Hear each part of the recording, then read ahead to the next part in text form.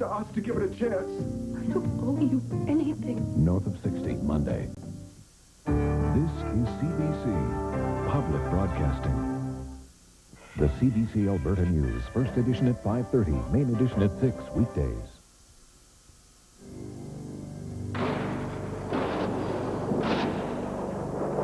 The following is a live presentation of CBC Sports. Tonight, the CFL goes south. It crosses the border into the United States. Take a flight to San Francisco, drive northeast for 90 minutes, and you'll end up in the CFL's newest market, Sacramento. It's a sprawling state capital. It used to be a rest spot between Frisco and Tahoe. Now the city, with a nice mix between old and modern, welcomes a Canadian business. In the middle of the city is Cal State University, and there you'll find the field where CFL history will be made. This is Hornet Field, wide enough and long enough to accommodate the wide-open Canadian game. You're looking live at the fans who've been gathering since midday. The occasion is not lost on them. Their team has begun the season with back-to-back losses in 5 days on the road.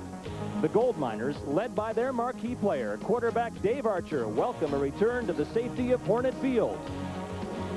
But how safe will it be when the league's best quarterback, Doug Flutie, begins weaving his magic? History is in the making as the Gold Miners welcome the Stampeders.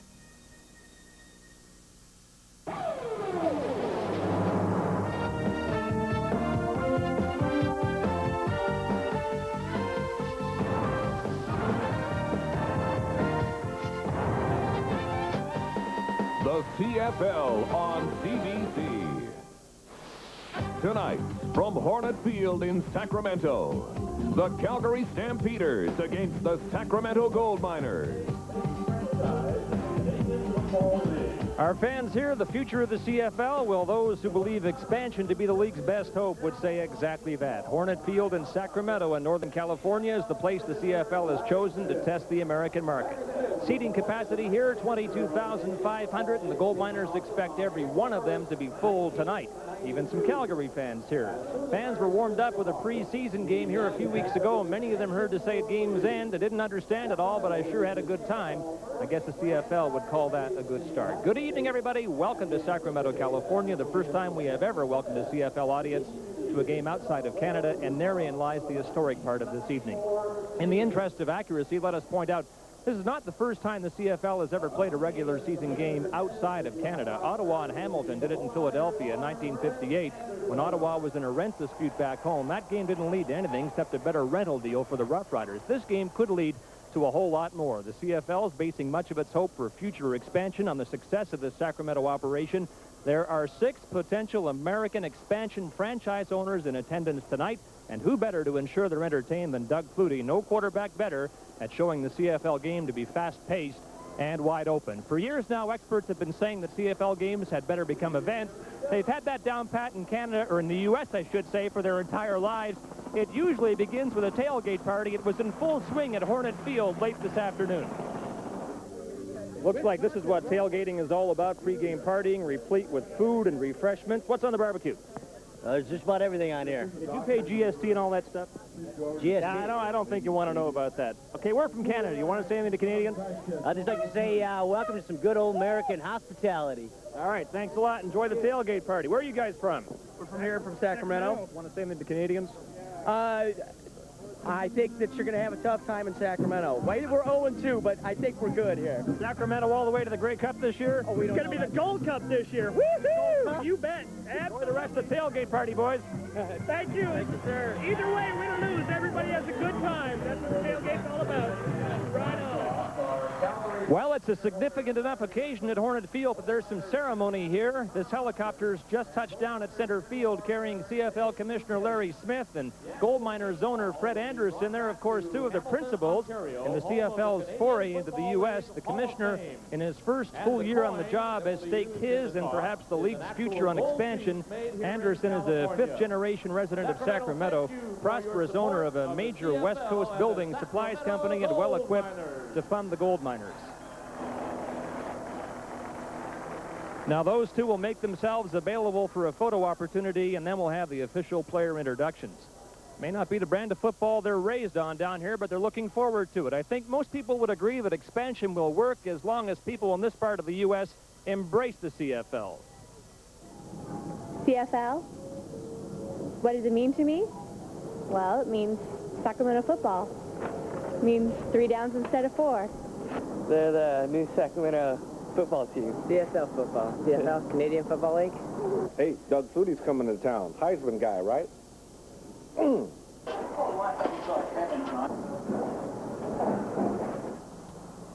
Be a bold step for people in this city. 1.5 million live in and around Sacramento, more than enough football fans to go around. There were enough for the surge. Sacramento's entry in the short-lived World League of American Football. The team drew an average of 19,000 a game, won the league championship last year, and seemed to prove to owner Fred Anderson there is an appetite for pro football here. So enter the CFL's Gold Miners. Their home opener has been making some news, especially since Doug Flutie is in town. Hi again, everybody. Saturday night, Doug Flutie brings in his champion Calgary Stampeders to face the Gold Miners. The Miners are 0-2, and to say the least, Saturday's game is a big one. I think this community needs something like that. Around here in the summertime, there's not a heck of a lot going on, and you bring a Doug Flutie in here to start things off, and, you know, I think it's as good as advertised. Until the summertime, the NBA's Kings, who play in the Arco Arena, are the #1 show in town. Adjacent to the arena is the site for a new football stadium. Construction is on hold. 2 road losses don't seem to have damaged the enthusiasm of Sacramentans, although a win will prove difficult against Doug Flutie tonight.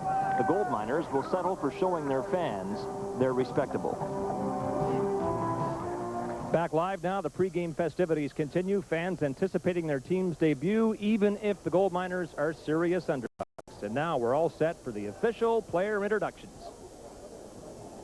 Ladies and gentlemen, now let's meet tonight's starting offensive unit for the defending Grey Cup champion Calgary Stampeders. At left tackle from Weber State, number 60, Bruce Covington.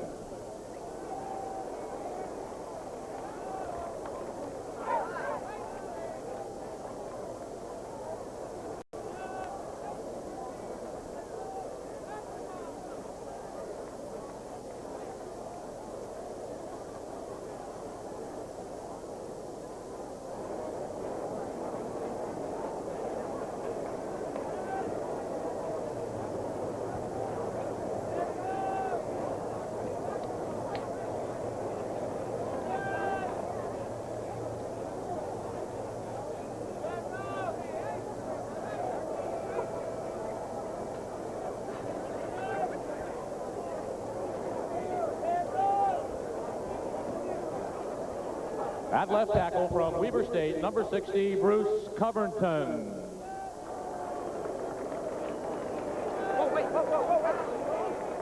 At left guard from Concordia, number 59, Rocco Romano.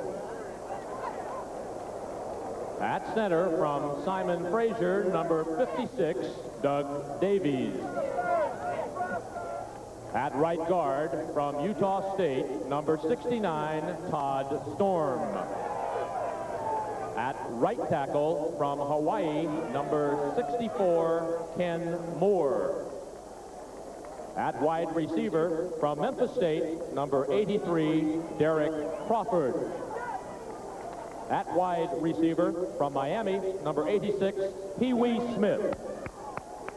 At slot back from Fullerton State, number 18, Alan Pitts. At slot back from Western Ontario University, number 25, Dave Sapungis. At fullback from Toronto University, number 34, Andy McVeigh. At halfback from Nevada, Las Vegas, number 23, Kevin Jenkins. And at quarterback from Boston College, number 20, Doug Flutie. The head coach, Wally Bowano, and the rest of the Calgary Stampeders.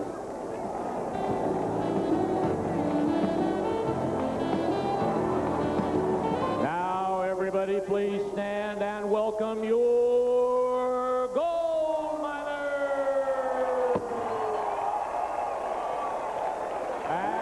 center from Maryland, number 63, Mike Kislak.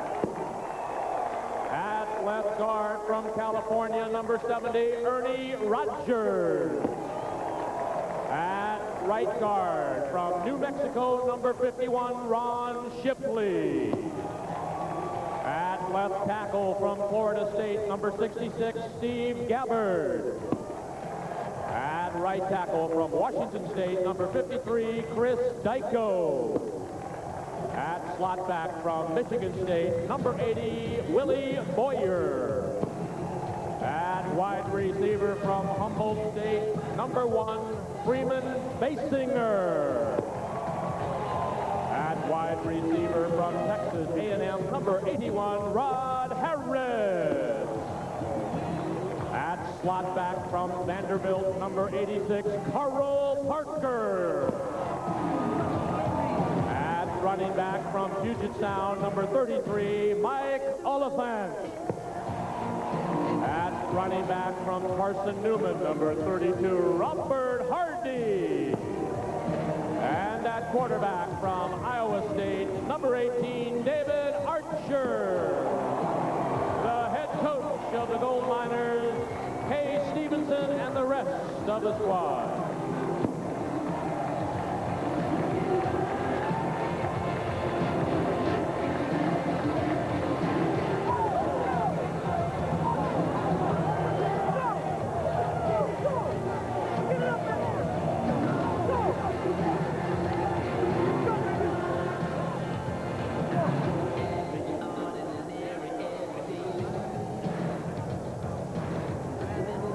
Ladies and gentlemen, would you please rise as we honor the United States of America and Canada with the singing of the national anthems performed tonight by the California State University at Sacramento Choir under the direction of Donald Kendrickson, accompanied by Catherine Fagiolo.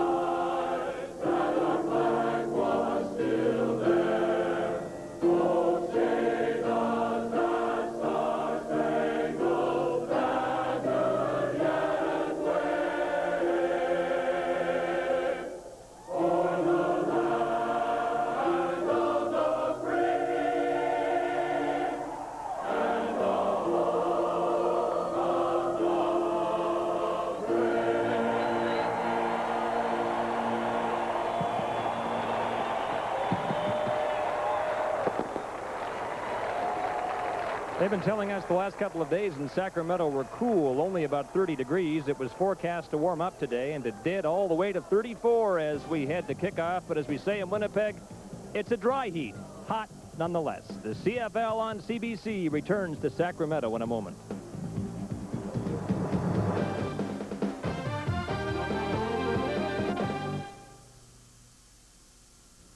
Hey, you know what they're doing in there? It's great. Red Lobster's got this enormous shrimp platter. You get to mix and match 30 shrimp for just $11.99. You get 30 shrimp in whatever combination you choose of grilled shrimp, fried shrimp, or garlic shrimp. Mix and match 30 shrimp into the combination you love best for just $11.99. I can hardly wait to come back to Red Lobster and do it again. Love salmon? Try it with a dozen shrimp this weekend, just $10.99. Pro to win with Mohawk. You could win $500 in gasoline or merchandise from Mohawk. Enter at any Calgary Mohawk gas station, and you could play quarterback challenge at each of 10 Calgary Stampeders home games. Each contestant drawn will receive 2 tickets to a game and a chance to play quarterback challenge. Get the ball into the moving target, and you'll win $500 in Mohawk gift certificates. Enter to play quarterback challenge at any Calgary Mohawk gas station. Mohawk, Mother Nature's gas station.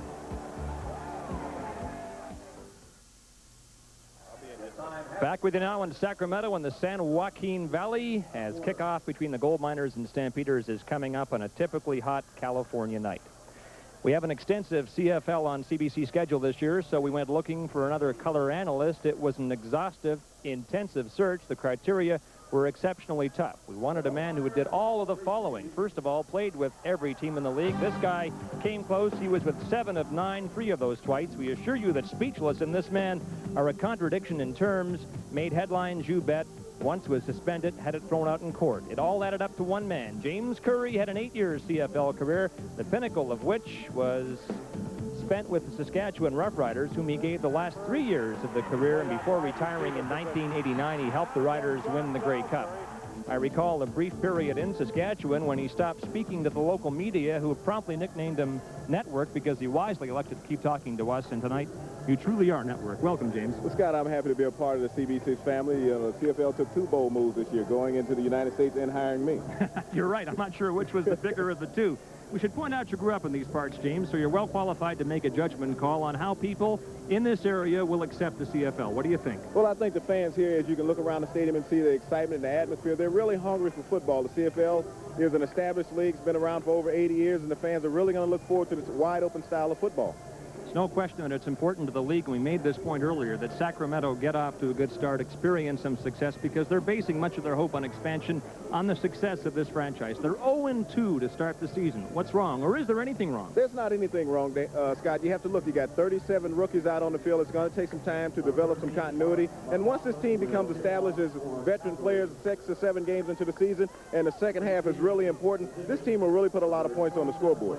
Is it fair to say that perhaps the Sacramento Gold Miners must take more advantage of the CFL rules? They need to become wide open, add a lot more motion, and put a more extensive blitzing package into their scheme of things, but they just can't sit back and play that old NFL style of football and expect to be successful. They're going to have to play that CFL brand of football. Now, as we say, they're 0-2, but what's wrong with that for an expansion franchise? That's nothing wrong with that. You're going to see a lot of teams start out any season 0-2, but you got 18 games, and that's what's going to count how you are in the second half of the season. You warned us about the heat. You came through on that prediction. We're sans jackets tonight because of the threat of spontaneous combustion. James, good to have you with us. You'll be so throughout the night. Congrats. Thank you, Scott, and I'm happy to be here. All right, now upstairs to the men who will call this historic game, describe the proceedings here at Hornet Field in Sacramento. Don Whitman is standing by with Dan Kepley.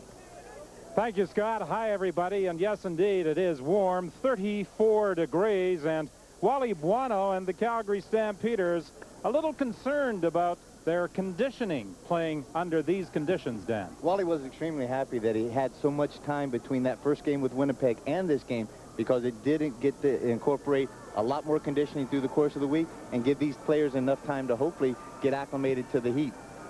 The Calgary Stampeders will be kicking off to the Sacramento Gold Miners. Mark McLaughlin preparing for the kickoff with Mike Pringle and Titus Dixon back to receive.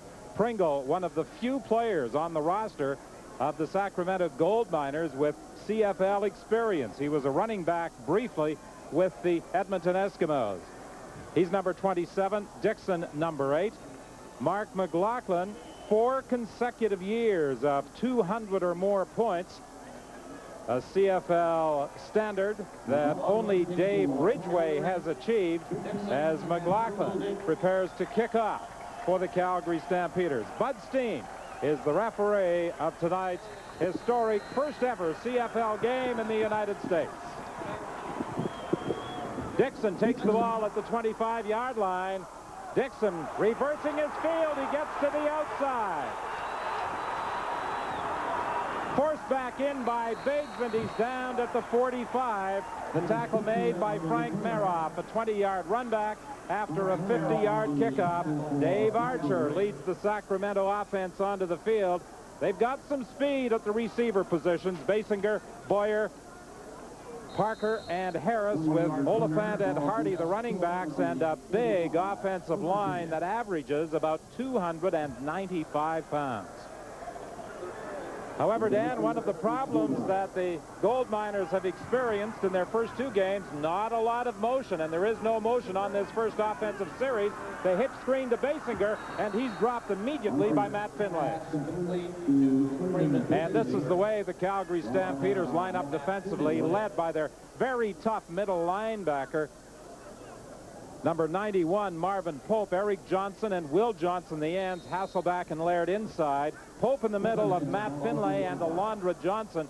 And these are the defensive backs, and in obvious passing situations, they are going to a 6-back defense. Over the middle, the pass incomplete. It was intended for Boyer. Intended for Ron Harris, incomplete. 3rd and 10.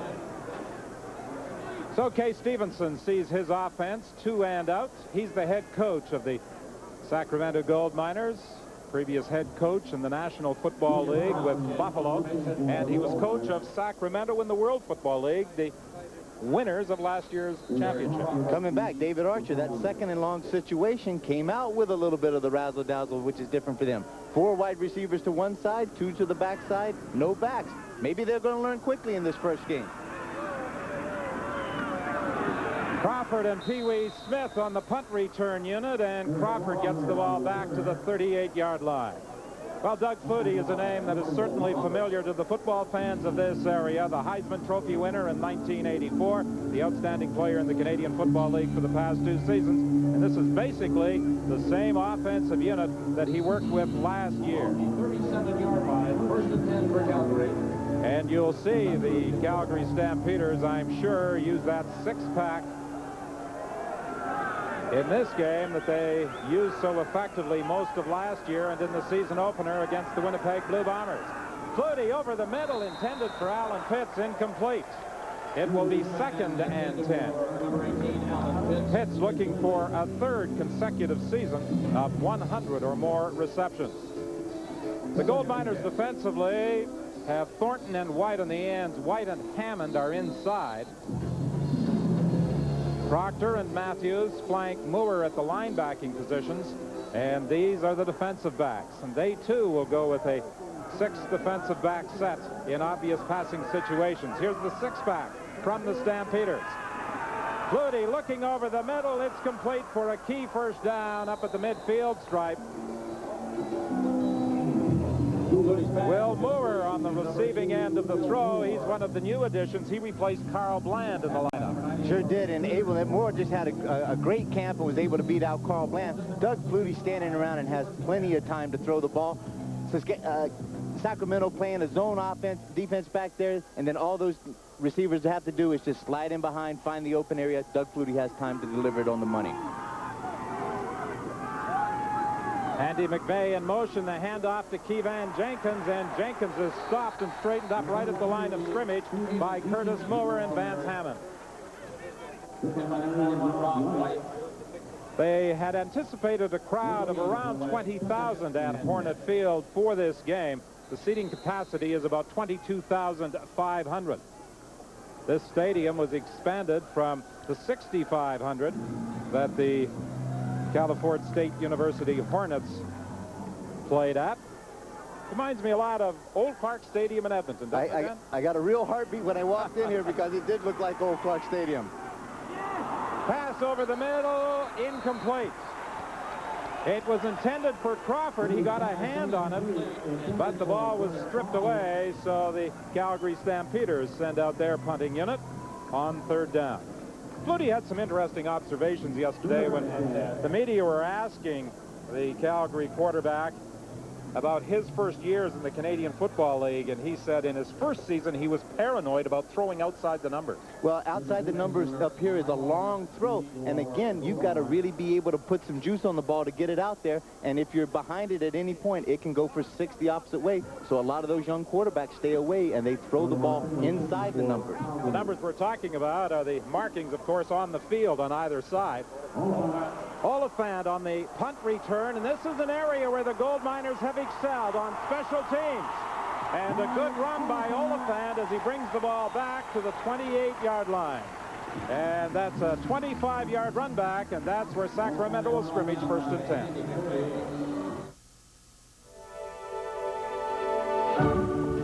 10. Of all the cars and trucks built in Canada, 1 in 4 is built by Chrysler. Even more significant, 90% are built for export.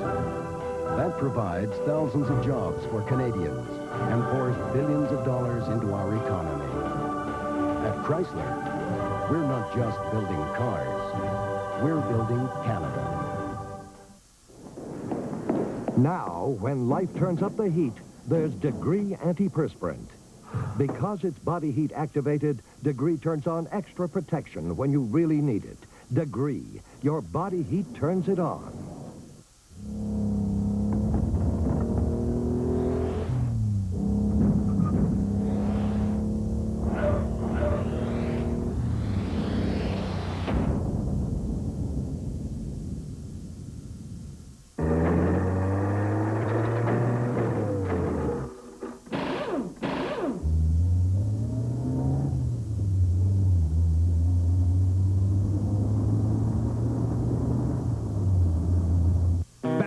Sizzling summer, Ear to the Ground with Marin Cadell, Thomas Trio and the Red Albino, Bare Naked Ladies, the Rankin Family, and more. Ear to the Ground, Tuesday night at 11:30 in Newfoundland on CBC Television. The CFL on CBC, brought to you by Dodge Trucks, the most powerful line of trucks anywhere. Many times late in the year in the Canadian Football League, we're accustomed to see propane heaters on the sidelines. Here in Sacramento for this season opener, they've got fans at the benches. 1st and 10, the ball is at the 28-yard line. Boyer, the man in motion. Parker comes across the formation as well. Archer is looking in his direction, now decides to dump it off. And Oliphant will have a gain of about 3 yards. Laird had hold of Archer's leg as he dumped it off to Oliphant. David Archer showing some great athletic ability anyway, just staying in the pocket. Now he is a noted NFL-type quarterback. They like this type of offense. 2 running backs set wide behind the tackles. Straight drop-back situation. And he lines up now. He comes out 3 receivers wide and the shotgun. From the shotgun formation, he's looking to the sidelines. Oliphant is open, and Oliphant has a 1st down, taking it up to the 53-yard line. Alondra Johnson and Gerald Vaughn combined to bring Oliphant down, but not before he picked up 22 yards. Good long throw by Archer that time as he finds Oliphant all the way out wide, and there again, outside the numbers. Caught Calgary in a zone defense. The young rookie Gerald Vaughn did not get out there wide enough to be able to cover that. That's a good completion. Success early is very important now for Archer in that offense. 1st and 10, the ball is at the 53. Archer's pass incomplete. It was intended for Harris. Carl Anthony, the corner, came over to defend against Harris. Anthony, number 19.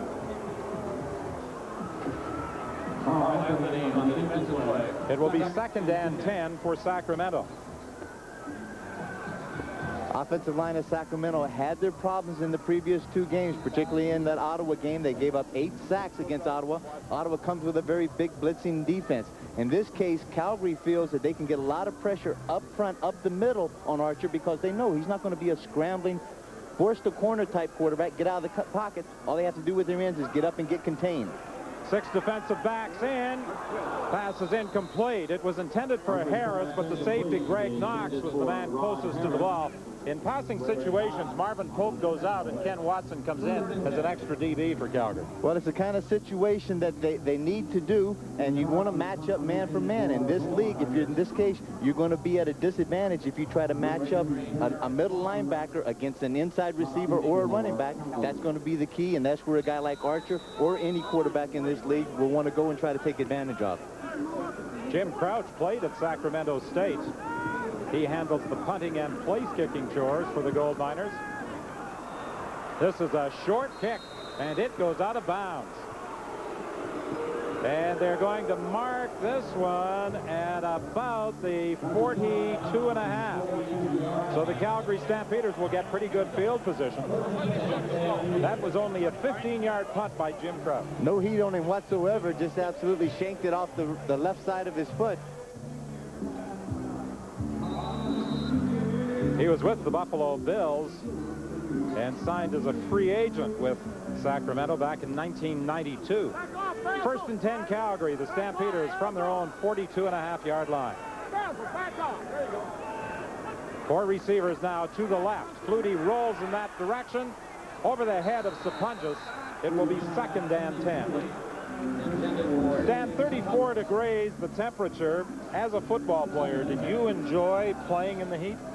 I enjoyed playing in it probably the first quarter and the second quarter, but then by the third and fourth quarter, it really takes its toll on you. And I'm sure that all of these players are noted on the sideline. You'll see them taking a lot of fluid in. They've been really pumping their system full of bananas, potassium, to keep themselves from cramping up, because in this kind of weather, the body really does lose a lot of fluid. Bruce Covington was saying this will be a 20-pound game. 2nd and 10. Flutie with time for Pitts. Incomplete. In and out of the arms of Pitts. Charles Francis may have tipped the ball or caused some problems for Pitts just by getting a hand up. Franks did a really good job. It's an out and up by Pitts, and Doug's got lots of time to throw the ball. The ball's on the money. Franks turns just at the last minute, gets a finger on it, and it doesn't allow Pitts to make the reception. Wally Buono was commenting on the long layoff that his team has had since their season opener on July the 6th against Winnipeg. He said, one of the things we have been working on is our conditioning. Big punt by Martino. It chases Basinger back to his 5-yard line. And he's caught from behind and dropped at the 15 by Greg Frères. 8:08 remains in the first quarter. The very best tasting pizzas originated in neighborhood pizzerias that made great tasting pizza crust the traditional way. Now those days are back. Introducing traditional hand-tossed pizza, new from Pizza Hut, with a crust that's hand-tossed, so it's just the right thickness. So now, choose from our famous pan pizza crust or delicious new traditional hand-tossed crust. Take your pick at Pizza Hut and nothing but.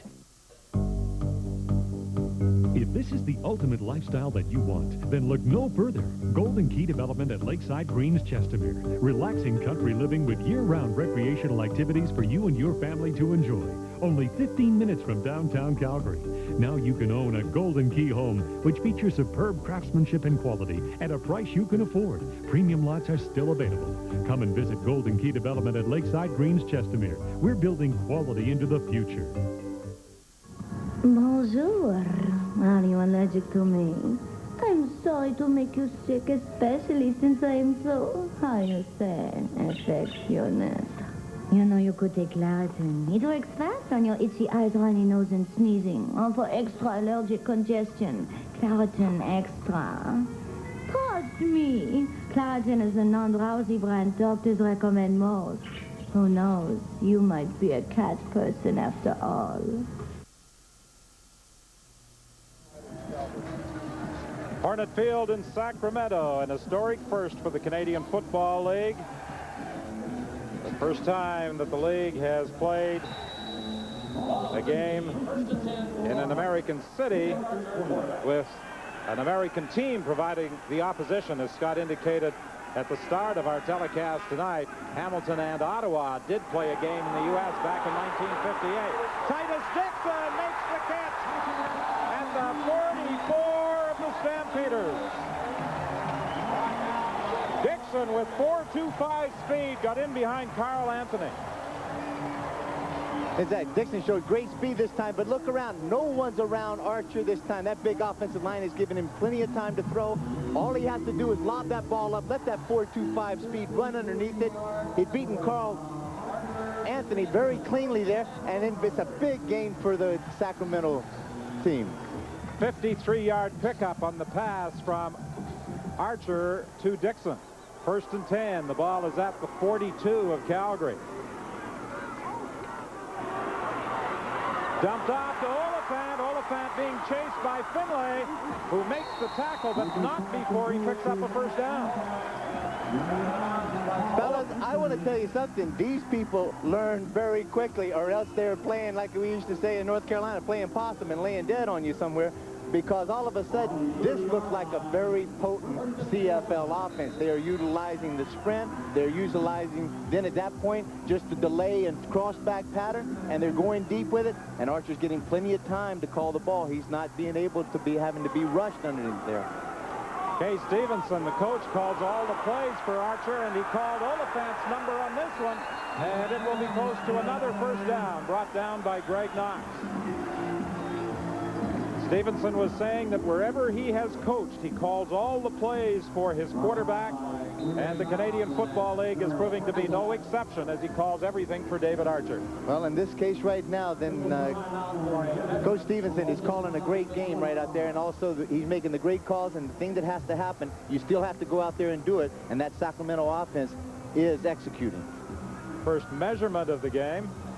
6:34 remaining in the opening quarter, and it is a first down for the Gold Miners. The ball is at the 19 of the Stampeders.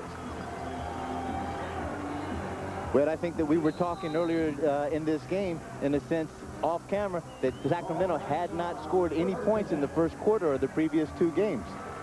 They have been shut out in the opening quarter of the first 2 games against Ottawa and Hamilton. In position to change things right now from the shotgun. Archer with time looks to the end zone. Incomplete. It was intended for Boyer. Boyer was bumping with Gerald Vaughn at the goal line.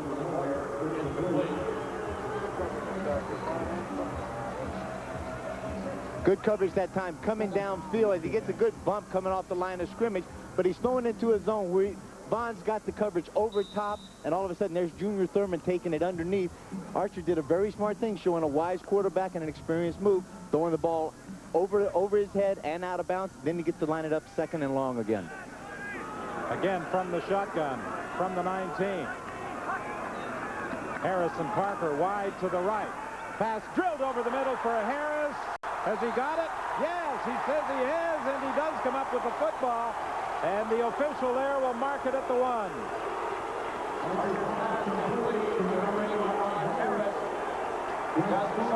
This crowd has come alive and got very much behind this Sacramento offense.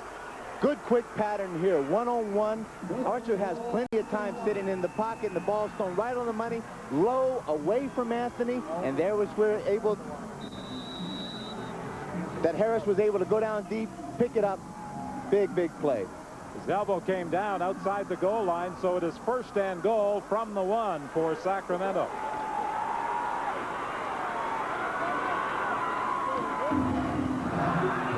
Right at the line of scrimmage, Oliphant was hit. Matt Finlay made the contact with him as Oliphant attempted to go up and over. Matt Finlay just coming off the left of your screen here. Great penetration, comes up top, makes a good stick on Oliphant, and that was the one place there they weren't blocking, was on the outside. That big offensive line had a good surge coming up the middle. They average about 290, 292 pounds up front, and they get a good push at the snap of the ball. 2nd and goal from the 1. Oh, this one is stacked up by Eric Johnson for a loss back to the 4-yard line. Eric Johnson, the newcomer to this Calgary defense, beat out a very solid Tim Cofield in this season at the training camp. Just penetrates extremely well. Good solid hit up top. That running back's not going to go anywhere with that ball. When you hit him up top, you keep your legs moving, drive him into the ground. 4:35 remaining in the opening quarter. Jim Crouch, who struggled with his field goal kicking in the season opener against Ottawa, will attempt a field goal from the 11-yard line. Carl Parker will hold. And for the first time this season, the Gold Miners have scored a point in the opening quarter. They lead it 3-0.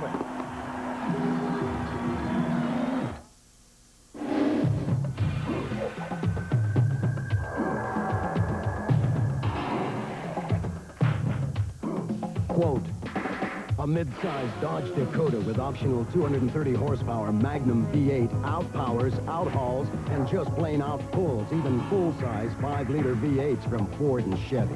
Unquote. Dodge trucks with Magnum engines, the most powerful line of trucks anywhere. Now, when life turns up the heat, there's Degree Antiperspirant. Because it's body heat activated, Degree turns on extra protection when you really need it. Degree, your body heat turns it on. The perfect day is on the beach. Yeah, Dad, a big beach. That's cool, and there's water slides. No, I go to the biggest amusement park around. And what about a relaxing deep-sea adventure show? On a submarine, that's it. And I do love a great game of golf. I play golf. Hey, Dad, Mom's shopping. You know, the sales. You and I should check out the sales. Let's eat. Yeah, let's get a little something special. Dad, let's see a movie. Well, there's always tomorrow. Why don't we get some sleep? In a theme room. The perfect day is at West Edmonton Mall. This weekend on the Country Beat, interviews with Robbie Robertson, Delbert McClinton, Zachary Richard, and Amber Fleury. And videos by Reba McIntyre, Errol Randall, and the Proclaimers. Don't miss the Country Beat. The Country Beat, tonight on CBC. Welcome back to Hornet Field in Sacramento. Commissioner Larry Smith is in the stands tonight, and somewhere around him are 6 potential American expansion owners. The CFL using this game as a showcase. There are groups here from Albuquerque and Honolulu interested in teams for those cities. There's the commissioner. Also a couple of business people with money who are looking for cities in which to play. So this is a very important game to the CFL, Don. Crawford. Keevan Jenkins, I should say, handling the kickoff return, and he goes out of bounds at the 24. Scott, you're absolutely right that there is a lot of interest from American cities in acquiring a CFL franchise. As a matter of fact, prospective owners arrived in Sacramento, some with checks in hand. A couple of them did, and as soon as one fellow from Baltimore, I believe it is, came with a check in hand, and in this case, Larry Smith, the commissioner, said, just hold on to that. We're going to do a little due diligence work here. We want to check and make sure that everything is okay, but we will take your check later on, hopefully. Well, some people are very confident that the Canadian Football League will be expanding by at least 3 teams next season. Las Vegas is a franchise site that has been mentioned frequently. Nick Moletti already has made arrangements to lease the football park in Las Vegas to establish a CFL franchise, but there are other interested parties in Las Vegas as well. Well, didn't we, as we sat there, we ran into an old cohort of yours. Coach Leo Cahill was in town here, and he said that he was in the position of representing some kind of interest from the South here. And it was really good to see Coach again. He's what a great fella. Former coach of the Toronto Argonauts and a former cohort in the broadcast booth, Leo Cahill, now representing some interest, attempting to acquire a franchise. This is Pee Wee Smith on the kickoff return. And Pee Wee Smith, who returned a punt for a touchdown against the Winnipeg Blue Bombers in the season opener, runs this back to the 42, tackled there by Bobby Humphrey, a 41-yard return. Right now, let's bring in Scott. Don, it was an exciting finish in Ottawa last night between the Rough Riders and the Hamilton Tiger Cats. Both teams having won their season openers over Sacramento last night. Came down to a field goal in the final play of the game, and Paul Osbaldiston made it from 27 yards out, as he most often would, to give the Ticats a 21-20 win and a 2-0 record. Night before, came down to a field goal between Edmonton and Saskatchewan. The Eskimos' Sean Fleming missed it. Week 2 began with BC winning its second of 2. The Argos fell to 0-2. The other game tonight, Don, has the Lions in Winnipeg to play the Bombers, who are looking for their first win, and we're keeping track of that one. On first down, Doug Flutie attempted a center screen to Keevan Jenkins. It was broken up by linebacker Basil Proctor. So it will be 2nd and 10. The ball is at the 42 of Sacramento. Harold Hasselbach with a wet towel over his head, already feeling the heat at Hornet Field. 6 pass again, 3 and 3 on each side. Sapunjas on the receiving end of the throw. He may be about 1 yard, 2 yards short of a first down.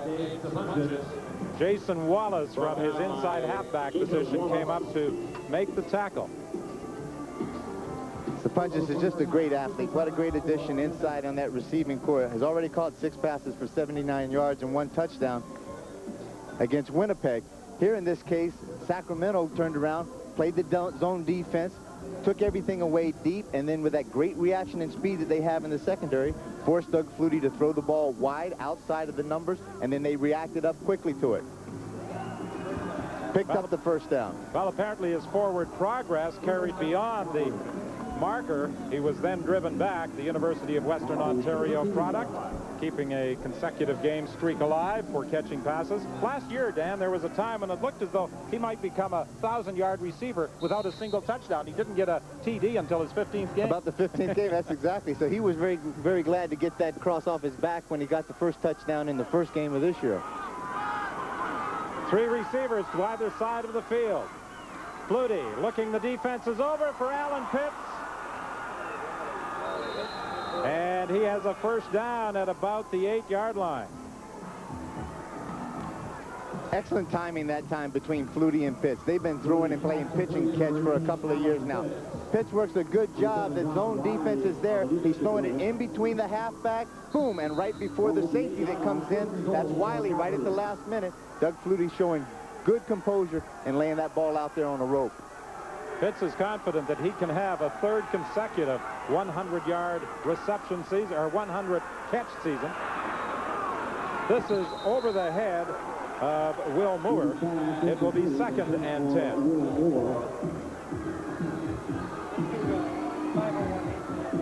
John Hufnagel is responsible for the Calgary offense, and he is signaling in a play to quarterback Doug Flutie. One of the really, really good, smart quarterbacks that has played in this league. And an excellent guy, just a neat fellow, pretty good golfer himself. But again, he and Doug Flutie have a great relationship working 1-on-1 together. 2nd and goal from the 8-yard line. Into the end zone over the head of Alan Pitts. And Flutie is upset with himself. Obviously, he misread something defensively. And the Calgary Stampeders will send out their field goal unit. Flutie, I don't think in this opening quarter has been quite as sharp as he would like to be. I think not. And the other side of the ball, the Sacramento defense has been extremely sharp. They have not allowed. They have bend a few times, but they haven't broken completely. And in this case, stop it at 2nd and long and force Calgary into a field goal situation. Mark McLaughlin from the 15-yard line ties the game at 3 with 1:48 remaining in the opening quarter. McLaughlin over the last 4 years, 202, 209, 206, and 208 points. Great numbers. 4 for 4 in the first game against Winnipeg, 18 points. And McLaughlin is as steady a field goal kicker as there is in the CFL. Mentioned the game in Winnipeg tonight. The scoring is already well underway into the 2nd quarter now. Bombers lead 27. Nat Bolton and Chris Johnston with touchdowns for the Bombers and Sean Millington for the BC Lions. So it's the Bombers by 13 into the 2nd quarter, Don. And fans in Winnipeg were looking forward to that game with all the ex-Blue Bombers now playing for former Winnipeg assistant coach Dave Ritchie, now wearing the uniform of the BC Lions. There's a couple of guys, that Ty Jones and that James West out there. Great leadership that they are producing for Dave Ritchie. And Dave Ritchie, obviously, just one of the great defensive masterminds in this league today. And we're going to see all those ex-Winnipeg Blue Bombers and the other members of the BC Lions next Saturday when the Stampeders visit BC Place Stadium. On this kickoff, the Sacramento Gold Miners had one too few people on the field. Pringle took the kickoff and with a pretty good burst of speed got the ball up to the 41-yard line. Junior Thurman made the tackle. They were still playing 11-man football. Well, the one thing we talked about earlier was the fact that Sacramento had great success on their specialty teams. And the one thing about specialty teams is that it is just an attitude. It is a frame of mind. You do not have to recognize schemes or blitzes or throw into zones or anything. It's just one-on-one. You've got to block one guy, and some guy's got to pick up the ball and run it. The other thing is that the other guy's got to get down there and make the tackle. It is attitude. It is effort. Boyer and Parker in motion across the formation. The handoff to Oliphant, and he is caught from behind and brought down by Alondra Johnson.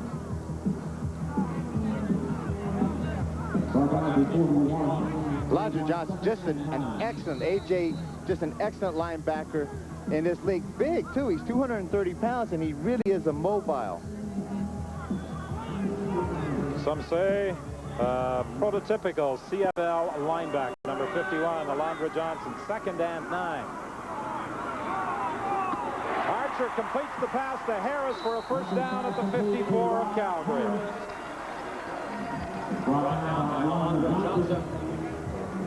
David Archer doing a great job again, standing in the pocket, and what he does now, as Harris comes off the line, reads the zone, slides back to the inside. The ball's thrown right before he makes his cut.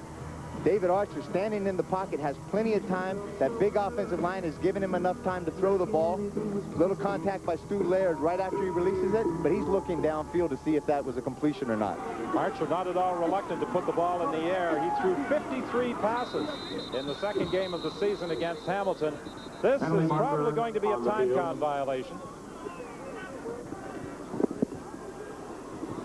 Ladies and gentlemen, tonight's lucky contestant for the Folsom Lake Ford Toyota halftime. That's one of the problems. Quarterbacks who have spent their entire careers south of the border have difficulty with when they come to the Canadian Football League, the 20-second time clock. Well, that's exactly right. I mean, as opposed to 45 seconds that they're used to, then they come up and they have to speed up everything, and they want to come up, they want to look at the defense, they want to try to call the audibles, and they're trying to get the players that are confused a little bit in the right situation, and the next thing you know, the flag comes up. To their credit on both teams, this has been a fairly flag-free first quarter. 3 receivers to the left. Archer rolls that direction to the sidelines, and Parker is forced out of bounds by Kenton Leonard. Gerald Vaughn.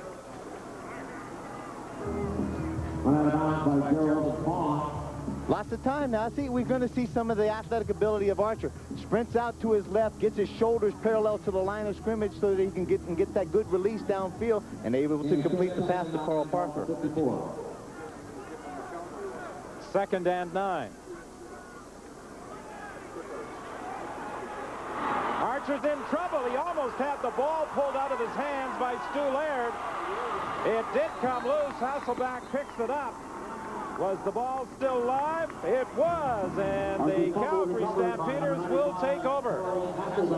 The final play of the opening quarter as Harold Hasselback picks up the loose ball after it was stripped away from David Archer by Stu Laird. And after the opening quarter, it's Sacramento 3 and Calgary 3.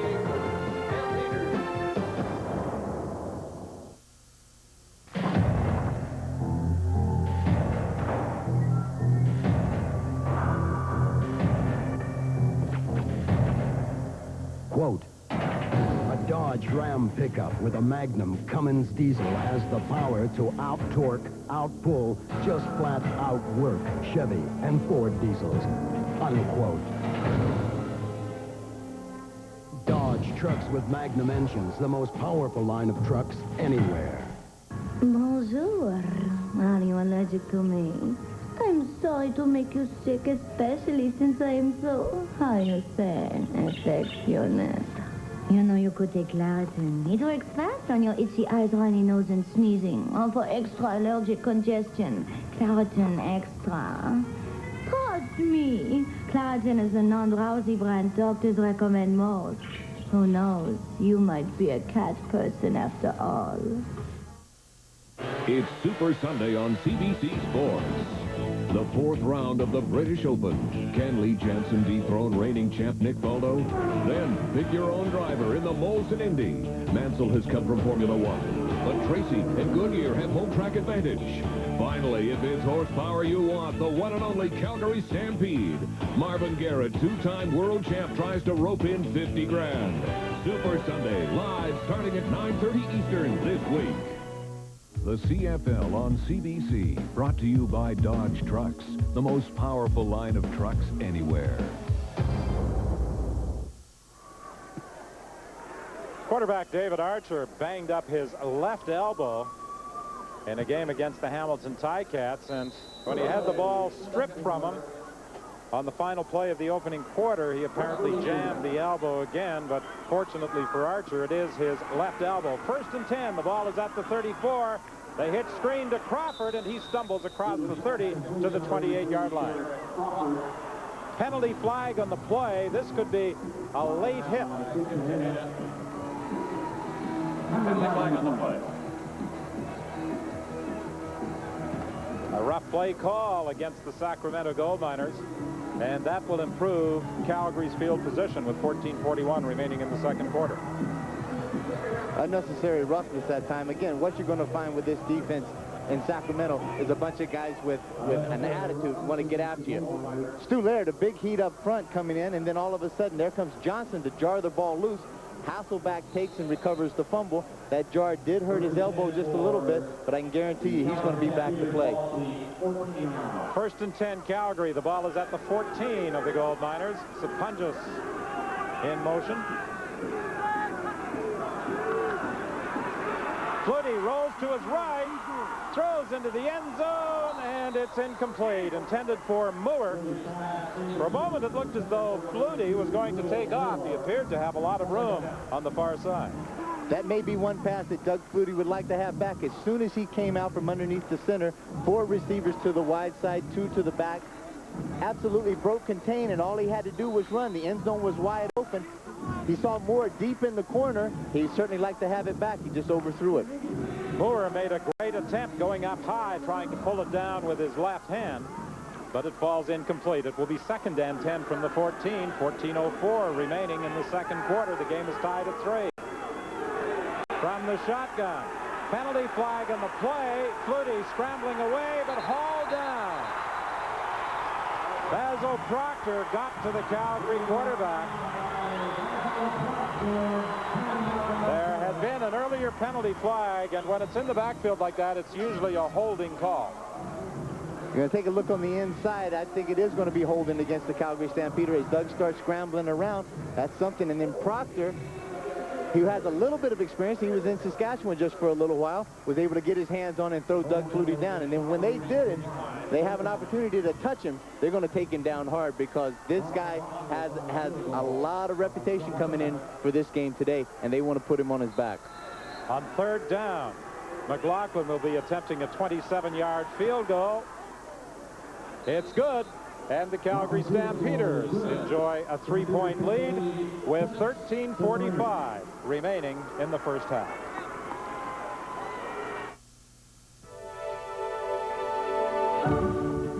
Of all the cars and trucks built in Canada, 1 in 4 is built by Chrysler. Even more significant, 90% are built for export. That provides thousands of jobs for Canadians and pours billions of dollars into our economy. At Chrysler, we're not just building cars, we're building Canada. Over 250,000 Canadians have already called us to find out how to save. The company they're calling is Unitel, and the savings just got better. Now you can save up to 45% with our Close Connections calling plan. Plus, call now and find out how you can earn 1 month of free long-distance calls. So get to a phone, any phone, and call for all the details. With numbers like 45% and 1 month free, can you afford not to call this one?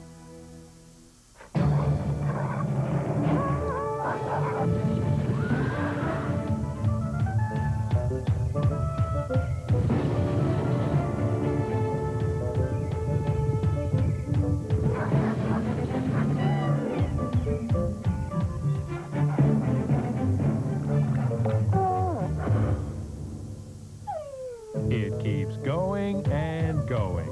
Energizer, absolutely nothing lasts longer. Although they trail by a score of 6-3, the gold miners have a statistical edge.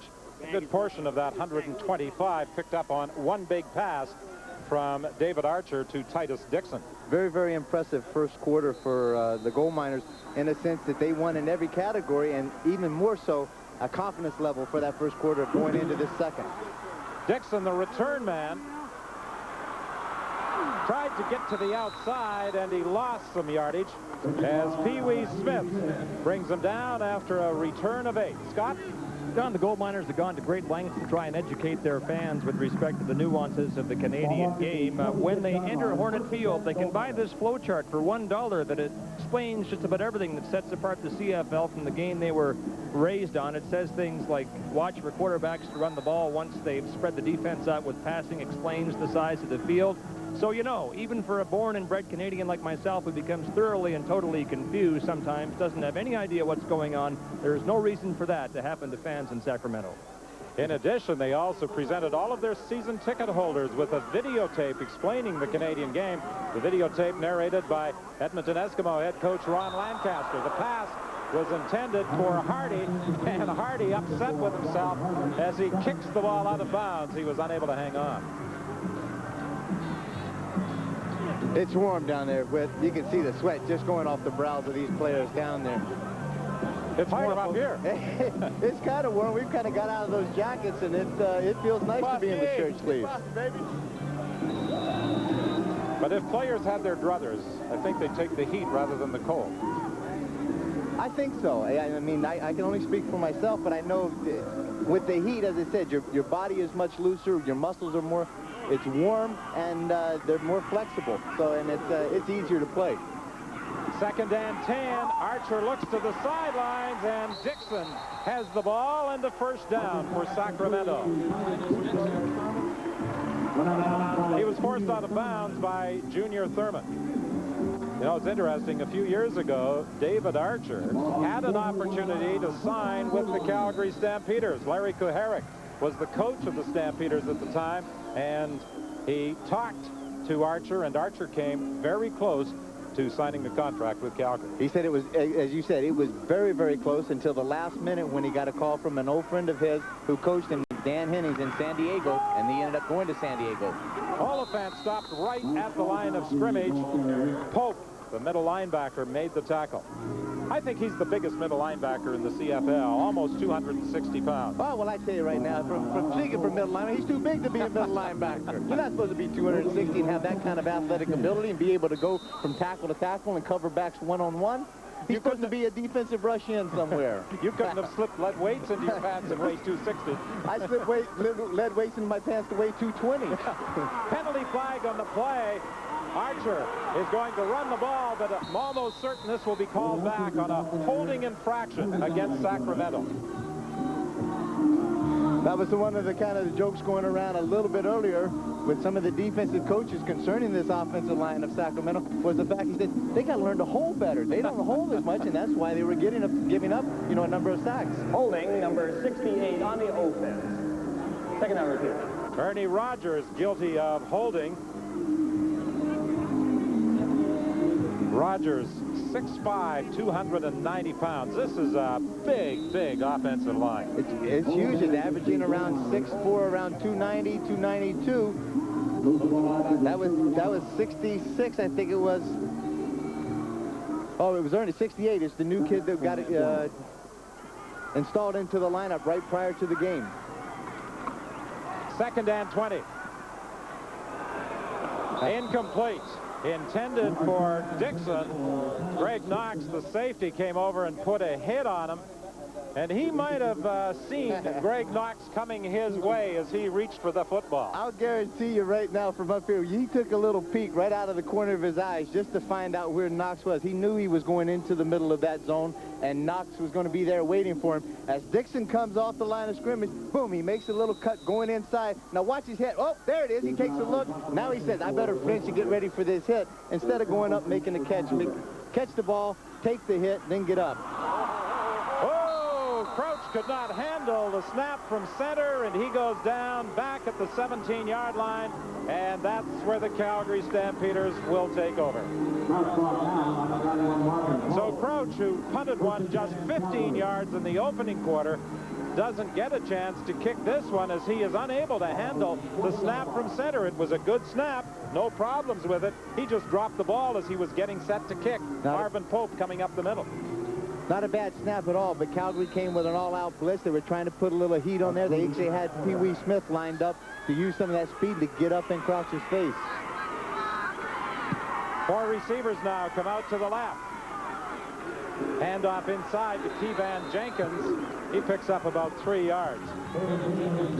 I'm willing to say and venture to say that running the ball against this Sacramento defense at any time is going to be tough. These guys are able to play the run. They are used to playing the run from their experiences in college and any pro experience that they had. They were against the run quite a bit. Mostly they have seen it for 3 downs in a lot of cases. So they're very, very active in pursuit, and they are very, very physical and very strong up front and able to shut down any running attack. On 2nd and 7, an extra receiver in for the Stampeders. Flutie looks over the middle. It's incomplete.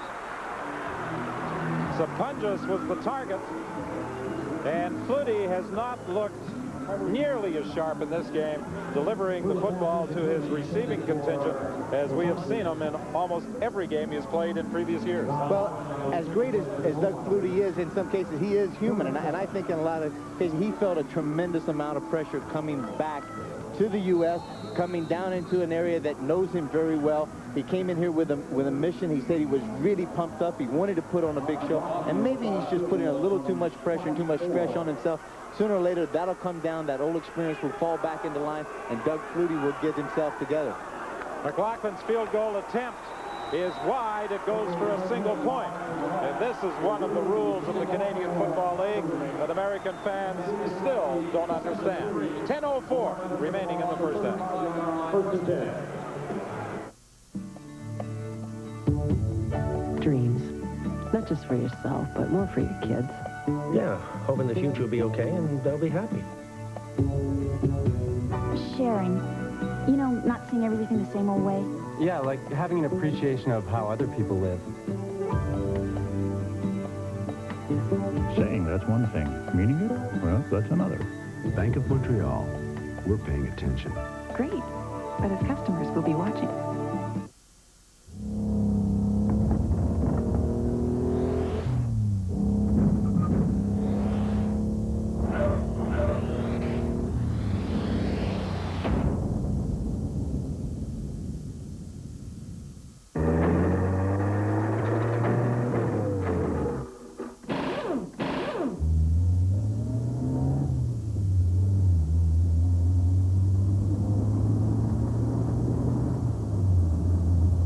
There's a lot of bad breath out there. Right. And it's my duty to try to do something about it. Hey, do you know what you're eating there? Fish? No. Garlic. Your breath. You ever heard of Clorets? You. I don't want you on my roof anymore. Check. Here, try these. Get tough with your breath. Get Clorets.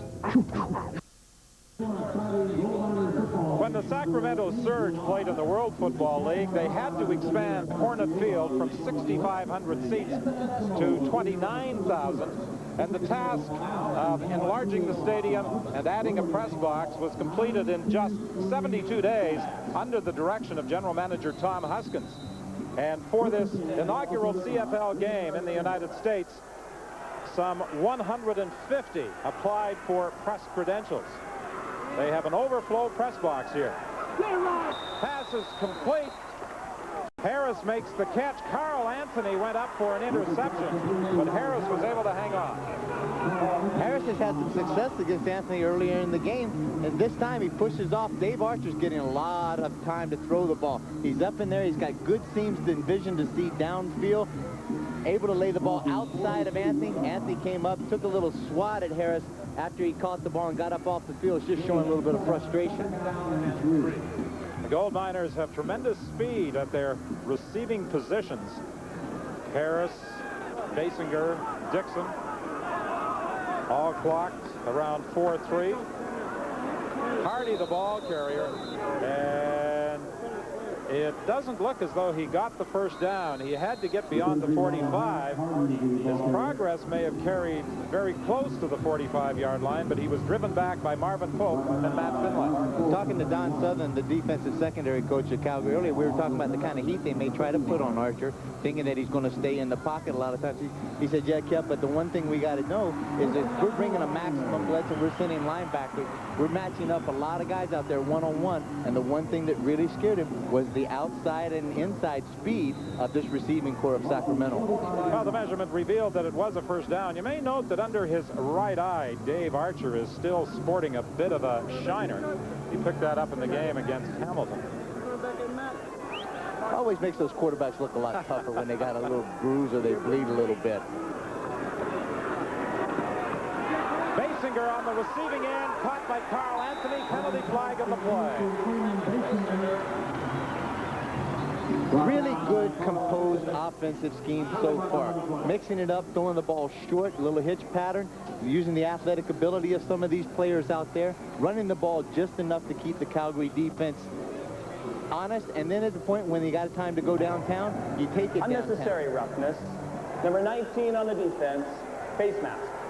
Carl Anthony allows Basinger to get inside, throws the right hand, just grabs the face mask only for a split second, but was enough time to get called by the referee. It almost appears in the offensive scheme of Sacramento they are trying to work on Carl Anthony in this game. Well, in a certain situations, I think as an offensive team, you try to work on the schemes of what the defense is doing to you as opposed to one particular person. And if there's sometimes the scheme just happens to be that that person gets singled out a lot, that'd be the case. Stu Laird, who has applied for quarterback David Archer a couple of times tonight, is credited with a quarterback sack. He's number 2 all-time among Calgary Stampeder defensive players in the sack department. That's his 47th. One of the things that they wanted to do early, they felt, was Calgary was to do some schemes up front with their tackles and the defensive linemen, doing stunts to create the pressure. Like I said, you know where Archer is going to set up 9 times out of 10. Will Johnson leads Calgary in career sacks. He has 51. Laird, the fireman, is moving in on it. Pass is complete for a first down.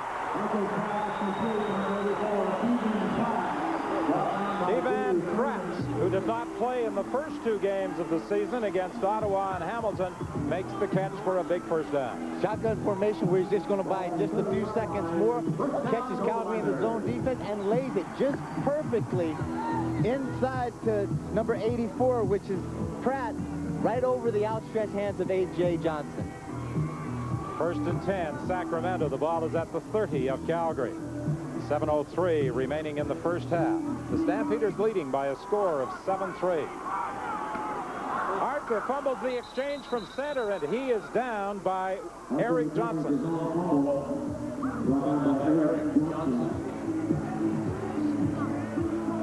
Eric Johnson playing the defensive end position in place of Tim Cofield, who went to Hamilton. Eric Johnson did a great job in training camp, and as I said, beat out a very solid Cofield. Johnson was in the camp of the Chicago Bears last year, mishandled. Johnson being right there, the man on the spot. 6 defensive backs in now for Calgary. 2nd and 15. The ball is at the 35-yard line. Archer operating from the shotgun. Intended for Dixon.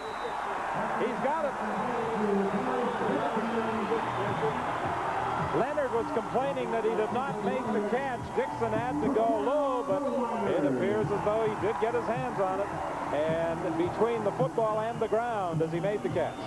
Plenty of time. Nobody coming around to get in front of Archer's face, and they wanted to get a trap call there. It looks like Dixon was very good about getting his hands up underneath between the ground and the ball and being able to curl it in, pick up a big first down. Kendon Leonard attempting to aid the official by waving it off, but he ruled a legal catch. It's 1st and 10.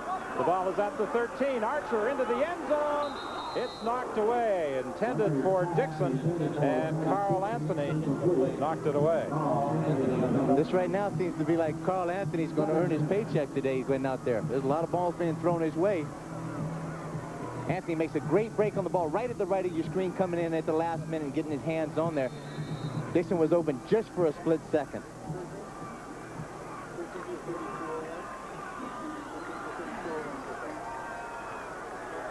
Archer has already put the football in the air 32 times. 4 receivers to the wide side. Look for him to come back, possibly going one-on-one. Into the end zone, and there's going to be a penalty flag. Boyer was interfered with, and it almost certainly will be a pass interference call in the end zone against the Stampeders, and it looks as though Greg Knox, the safety, may be guilty. Archer rolls out to the wide side of the field, sets up behind the tackle, buys a little time. Intentional forward pass interference. Number 3-0 on the defense. Penalty was in goal. First down on the 1. Well, let's correct that earlier statistic. Archer has thrown the ball not 32 times, 21 times. Getting Kenton Leonard had they kind of over top where they had Greg Knox covering over top. Kenton Leonard underneath. Archer standing in there under some supreme pressure. First and goal into the end zone, intended for Parker. Penalty flag. He was bumped by Kenton Leonard.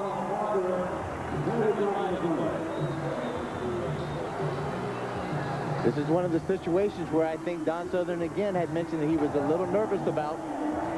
Intentional forward pass interference. Number 3-0 on the defense. Again, first down on the 1.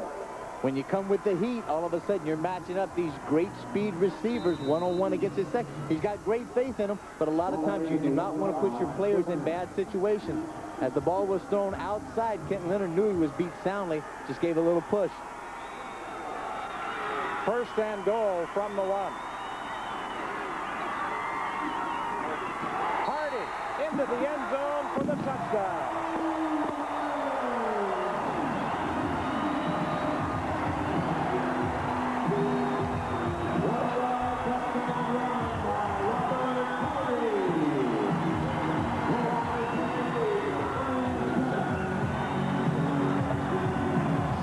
Hardy scores the first ever touchdown for the Gold Miners on their home field.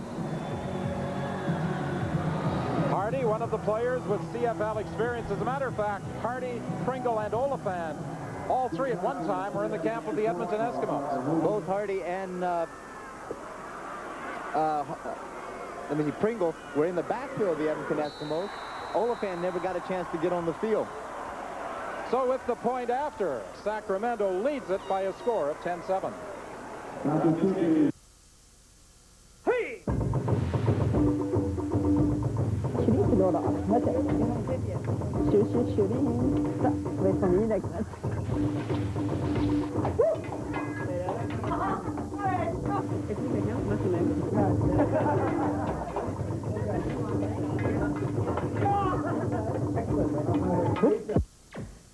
We want to see you have a good time, Japanese village.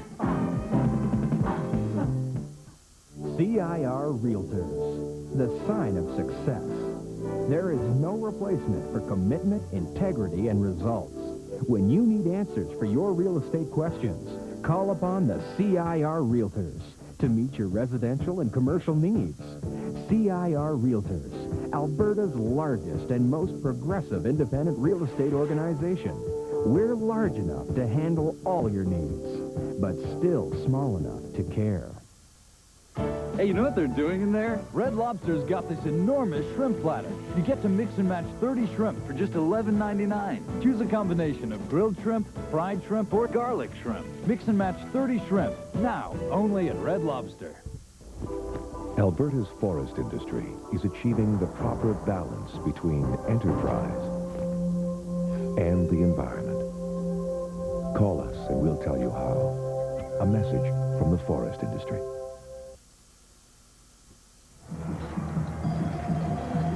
Robert Hart Hardy capped the scoring drive, putting it in the end zone from 1 yard out. He played 3 games with the Edmonton Eskimos, has the distinction of being the first player acquired by Sacramento in trade. Archer doing a good job of play selection there. Gave the ball to hand off to the short man Hardy this time and let that big offensive line, who happens to be coached by John Payne, who has a tremendous amount of CFL experience, get off the ball, knock that Calgary defense out, come up with a big score. Pee-wee Smith attempted to field it on a bounce. The ball goes to the end zone, and Crawford will concede a single point. So it's now 11-7 with 4:08 remaining on that 85-yard kickoff. Scott? Okay, Don, Marv Rogers is one of the investors that you mentioned earlier who came here with checkbook in hand to Sacramento, and you're going to write one next week, I understand. Yeah, as soon as next week, we'll have a deposit in. This is a potential, and well, I shouldn't say potential, it's gone past that stage apparently, but an investment group that you're heading up? Yes, spearheaded a investment group scattered across the United States and pulled together, and we want to bring a Canadian football league to a city here in the United States. Now, you are from Phoenix, but there's a small matter of the Phoenix Cardinals, an NFL franchise in that city, so I take it that's not the market you're looking at. Are you prepared to say where it is? Not at this time. We have 3 locations that we're looking at, and until we get further along in our discussions, I just soon wait. Okay, well, I was monitoring the game. Doug Flutie with the completion there, but as we continue to look at the game, Marv, tell me what it is about the CFL that you think will work in the market you're looking at. Well, for the fans watching the game right now, it's just very, very exciting. I'm sure they can see it. The stands are full, and it's a great product. It's a great product. The Canadian Football League has had a great product for a long time. Larry Smith is doing a fantastic job of getting it marketed, and bringing it here to the United States is one of the best ideas I've had in a long time. Good luck in your efforts to get it franchised. We also want to point out, Don, that Nick Maletti, who is heading up the Las Vegas group, will join us on Live at the Half. Don? Wide open is Derek Crawford, and after Alan Pitts took it up near midfield, Doug Flutie connects with Derek Crawford, and very quickly, the Calgary Stampeders move deep into Sacramento territory with Tommy Henry coming over to make the tackle on Crawford, but not before he gained 27 yards with 3:06 remaining in the half. Doug Flutie buys a lot of time when he breaks containment, gets outside, and he knows right at the last minute he's going to get stroked by Curtis Moore, the middle linebacker, who came in there on the blitz. And again, he still delivers the ball on the money to Crawford. Crawford lines up wide to the left. Flutie rolling to his right, dumping it off over the middle to Andy McVeigh. And McVeigh gets to the 15-yard line. We've talked a lot about where the Calgary offense is basically a kind of a run-and-shoot type offense, and that is the typical kind of run-and-shoot play that you're going to see with this offense. I've traveled from Vancouver to St. John's and back, and I gotta tell you, this reminds me of driving through the prairies. Flat. Boring. I'd fall asleep in the middle of eating these flakes. Simple enough. You don't want to get too complicated. They're good just the way they are. Like the prairies. Direct. Straightforward. Get you where you want to go. Kellogg's Corn Flakes. Kellogg's Corn Flakes? Kind of get you to appreciate the simpler things. Taste them again for the first time. The perfect day is on the beach. Yeah, Dad, a big beach. That's cool, and there's water slides. No, I go to the biggest amusement park around. And what about a relaxing deep-sea adventure show? On a submarine, that's it. And I do love a great game of golf. I play golf. Hey, Dad, Mom's shopping. You know, the sales. You and I should check out the sales. Let's eat. Yeah, let's get a little something special. Dad, let's see a movie. Well, there's always tomorrow. Why don't we get some sleep? In a theme room. The perfect day is at West Edmonton Mall.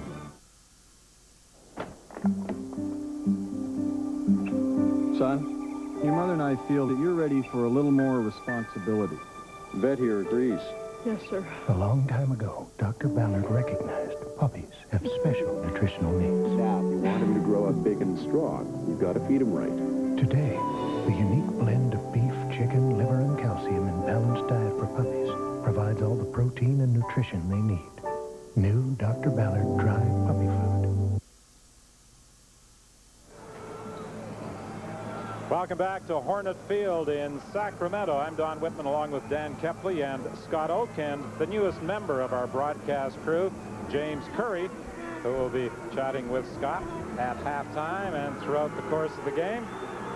James will be joining us in Winnipeg on the 28th of August for his first bit of analysis on a CFL telecast on CBC. Into the end zone, penalty flag, a late call, as Pitts was interfered with by Jason Wallace.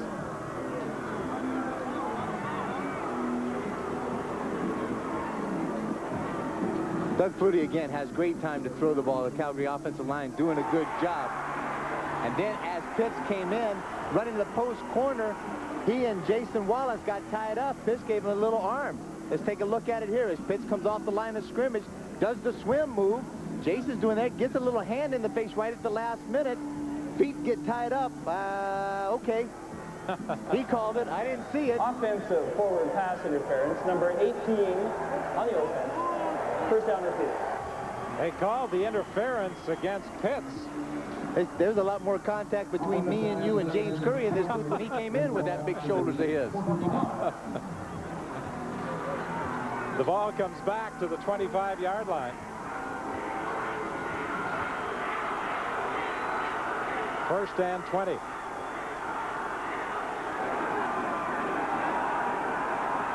Flutie looks to the end zone. Pee-wee Smith can't hang on.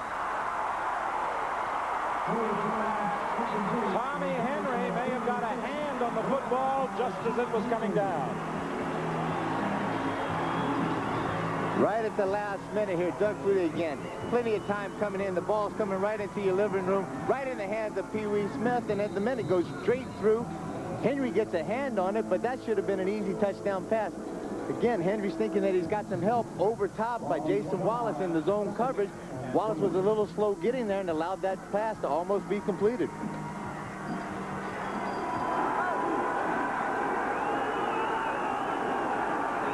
Flutie operating out of the six-back. Drills it down the sidelines. The catch is made by Crawford, but he is going to be short of a first down. Stopped by Tommy Henry. 2:21 remaining in the half. Again, the Sacramento defense is bending, but they're not breaking a lot. They're giving Flutie a lot of time. They're not getting up into his face as he's buying time, sprinting out to the corner, and then setting up. Came out, is able to deliver the ball out deep. They were playing a deep zone in that time, came back, gave up that throw, and then stopped the short of the first down. Mark McLaughlin has a career-long kick of 58 yards. He kicked that one at Taylor Field in Regina. This is his fourth attempt of the night. He's now 3 of 4 and has accounted for all of the Calgary points as the Stampeders have moved within 1 point of the leading Sacramento Gold Miners. You know, there were people who thought that choosing the nickname Gold Miners may have had something to do with a name somewhat similar to a football team that plays about 100 miles down the road, the San Francisco 49ers. But it's related to the history of this area and has nothing to do with the 49ers. Not at all, but I didn't have any problems at all with the gold mining part. I had problems with the Sacramento part and Saskatchewan part getting out here. Then all of a sudden it just sounds a little funny that, you know, anytime you're going to start something with SA in this league, it should have been Saskatchewan as far as I know. But I tell you what, from what we've seen now in this first half of football, Sacramento will make their name be known very well in this league. A lot of Americans coming up have had problems with Saskatchewan, trying to pronounce the name of the province. Archer to Carl Parker. He can't make the catch. He had to come back for the football. Scott? Done at Winnipeg Stadium. Bombers up on the BC Lions now by 3 touchdowns plus their last score. A brilliant 68-yard touchdown run by Blaze Bryant, starting in place of the injured Michael Richardson. So the Bombers looking for their first win or beating up on their old teammates tonight. Well, the Winnipeg Blue Bombers let Robert Mims go last year, had the Rookie of the Year in Michael Richardson, and now they've got another outstanding running back in Blaze Bryant. Incredible talent, and this is some of the things that happened when Cal Murphy, again, was back with Coach Campbell. We always learn to have good players around that you can put in your lineup if somebody ever gets hurt or you lose somebody. Boyer was the target of Archer. Archer had to sprint out of the pocket, couldn't get the football to him, and with 1:58 remaining in the first half, the Stampeders will get the ball back. Warriors wide open, sets it down, and Archer just delivers the ball behind him as he sits in that zone. Had plenty of opportunities for a completion. A lot of pressure on this young fella right here to try to get a good kickoff at this time. One he dropped, the other he only kicked 15 yards. This is a beauty. He was listening to me. Crawford will handle it. And Crawford is down at the 30-yard line. Mike Pringle came over to make the tackle. So Jim Crouch redeems himself with a 53-yard kick and an 8-yard return. 1 minute, 45 seconds remain in the second period. This is a great opportunity for Doug Flutie, and this time, anytime Doug Flutie is dangerous, but in the last 2 minutes before the half, at the end of the game, is where he really shines, is being able to run the offense and utilize every second to get the most out of what his offense can do and pick up as much yardage as possible.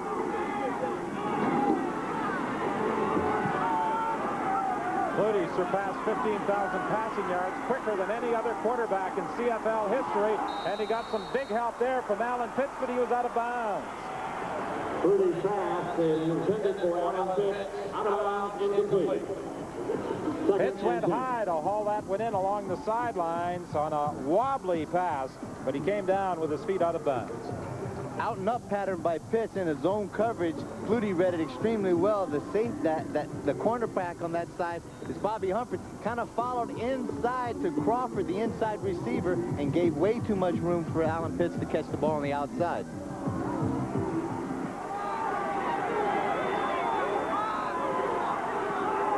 Second and 10 from the 30-yard line. Flutie dumps it off to Pitts, who came back to help out the quarterback, but he was wrapped up by the safety, John Wiley, at the 35-yard line. Flutie has not run the football so far in this game. He ran very well and scored a touchdown against Winnipeg in the season opener. Well, the first time earlier in the first quarter when he overthrew the corner route and he had plenty of territory in front of him that he could have run at least to pick up the first down or to maybe have scored. That previous pass right there, as he broke up, when he's so much dangerous, when he breaks the containment or he comes right up the middle as he did then, he looks at his receivers. He had plenty of territory to run again to pick up the first down, but then decided to try to deliver the ball. But I am not to question Doug Flutie as a quarterback. Flutie against Winnipeg in a 54-34 win on July 6th carried 7 times for 76 yards. Basinger is caught and wrapped up, and there is a no yards call against the Calgary Stampeders. 1:09 remaining in the half. Scott? Well, Don, tomorrow is Super Sunday for us on CBC Sports. The day begins with the final round of the British Open from Royal St. George's in Sandwich, England. American Corey Pavin and defending champion Nick Faldo, a Briton, tied for the lead through 54 holes. The Molson Indy follows the British Open. It's part of Super Sunday for us as well. The crowd would like nothing better than to see Paul Tracy, the local hero, win, and he is in the first row, and the day wraps up at 4 o'clock Eastern with the Budweiser Calgary Stampede. That's all tomorrow on Super Sunday. All right, Scott. Nick Faldo, Dan, installed as a 2-to-1 favorite today by British bookmakers to win it. Do you like those odds? Stu Laird is after Archer, and Archer is going to run and be about 2 yards short of a first down. I like those odds of 2-to-1 a little better than I did of Stu Laird catching Archer on the dead run. But so, it's the same old cliche. I can run a whole lot faster scared than you can mad. So at that point, this is where Archer did a good job again. Good coverage downfield by the Calgary defense. Archer showing some good lateral movement, able to come out of the pocket, picks up 8 yards. It gets him a second and short situation. Over the middle, Oliphant will get the first down and more. Bounced out of bounds at the 53 of Calgary by Carl Anthony. You know, some people were asking Coach Kay Stevenson why he did not give Kerwin Bell an opportunity to play in the first 2 games. He said that David Archer needed to become more familiar with the CFL game. It appears as though the learning process is moving along quite rapidly. Titus Dixon makes the catch. Carl Anthony takes him out of bounds. Something a little screwy just happened there on the line of scrimmage. As they blew the whistle in and started the clock, the Calgary defense just stopped all for a few seconds. That allowed Archer and Dixon to team up one-on-one. The secondary of Calgary was sitting there looking outside, thought there was either a too much time penalty or something that was called, and they allowed that completion to take place. From the shotgun, intended for Harris, and Junior Thurman, the corner, came over to do a pretty good job defending. Greg Knox on the coverage. That's the one thing that Greg Knox or any safety in this league has to establish himself doing, is a sense that once you're in that zone coverage and those halfbacks and cornerbacks are counting on you to be there, if they give up the inside and allow that receiver to come downfield, that as soon as that ball is thrown, that receiver is going to get stroked and make sure that he knows as a safety you're going to hit him every time that he comes in there. Makes playing defense pretty easy. Boyer makes the catch. Penalty flag on the play. This could be a late hit on Matt Finlay. Face mask call. 32 seconds Major remaining. foul. Face mask, number 19 on the defense. First down. These kind of penalties, Whit, are not something that are fairly consistent with championship ball clubs. They're actually shooting themselves in the foot. A couple of pass interference calls, a couple of face mask calls have allowed the Sacramento team to keep their offense going. Carl Anthony with his second face mask call of this game. 32 seconds remaining in the first half.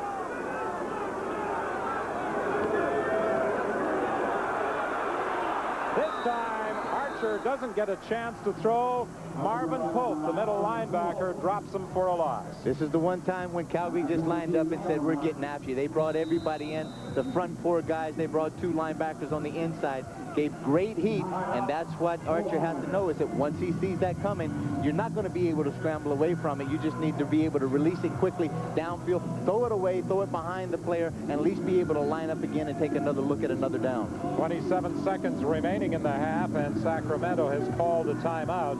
Archer comes over to confer with Coach Kay Stevenson. Wally Boyer is also there talking.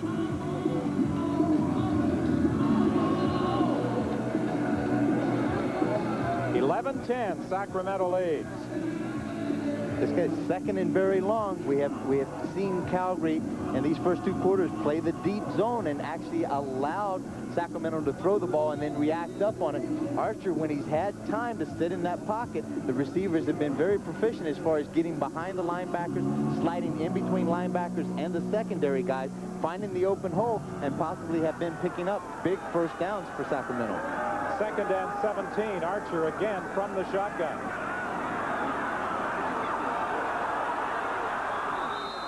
Archer is tripped up from behind. Eric Johnson chased him down and stopped the play at the 15-yard line. Good coverage sack by Calgary this time. Covered all the receivers downfield, got some heat up front, forcing Archer to scramble up the middle, and then they're still not worried. Wait, stick with your receiver downfield. Do not let him dump a short pass to pick up a big first down. Make him cross the line of scrimmage. Once Archer has crossed the line of scrimmage, then become a defensive player. All you do is react, get up, tackle him before he makes the first down. So Jim Crouch will attempt a field goal, but the Calgary Stampeders will give him a little time to think about it, as they have called a timeout with 20 seconds remaining. Are you surprised at all that Sacramento has almost totally abandoned the running game? No, I don't think so. I think it's exciting. I mean, it led us completely on the opposite end of the chase compared. We were expecting to come in this season a very typical kind of offense that we had seen in the previous two games. This isn't what we've seen, and obviously Kay Stevenson was keeping it under his hat. Crouch adds 3 points to increase the lead to 14-10 with 17 seconds remaining in the opening half. Well, I don't know. You mentioned that you gave me some odds earlier on Faldo at 2-1. What do you think the odds were that Sacramento would be beating Calgary at halftime? It comes as a surprise, I must confess. Many people anticipated that the Calgary Stampeders would walk all over the gold miners based on the way Sacramento played in the first 2 games against Ottawa and Hamilton.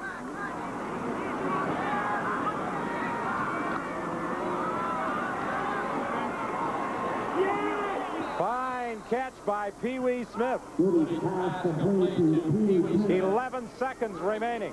Calgary attempting to run the hurry-up offense. No one better to do it than Doug Flutie. 32 yards from Flutie to Pee Wee Smith. 1st and 10 Calgary. The ball is at the 44. The clock is running from the shotgun. Flutie looking to get into field goal range, if not into the end zone. The pass knocked down. It was intended for Sapunjas. The safety, John Wiley, knocked it away. Flutie's pass intended for Dave Sapunjas. Excellent job by Wiley that time. All you want to do is sit back in that deep zone. Do not let anything get behind you. Force Calgary to throw the ball up in front of you. And then once he throws the ball, play center field, react, go to the ball. Catch it if you can, but if you can't, knock it down where they can't catch it.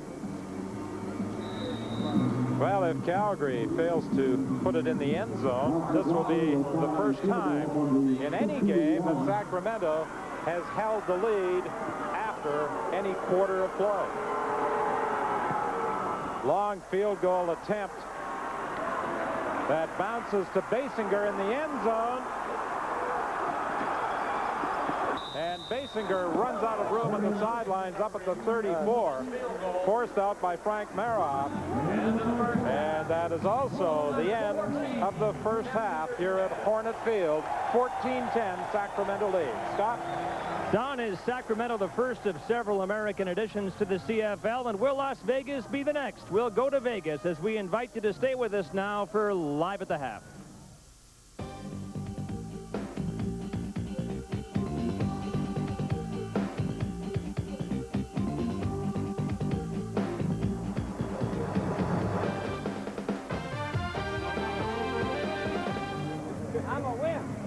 This so far has not been the Doug Flutie clinic everybody expected, which I suppose is good news for Sacramento. Welcome to Live at the Half. In the Master CFL expansion plan, Sacramento will be joined by several other American cities, and sooner rather than later. Las Vegas is the gambling capital of the world.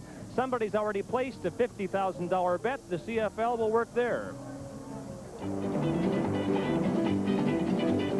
Viva Las Vegas! Viva Las Vegas! Oh, there's blackjack and poker and the roulette wheel. A fortune won and lost on every... Vegas has big league gambling, but no big league sport yet. The #1 show there is college basketball, the UNLV Running Rebels. There is baseball. The Las Vegas Stars play in the same league with the Calgary Cannons.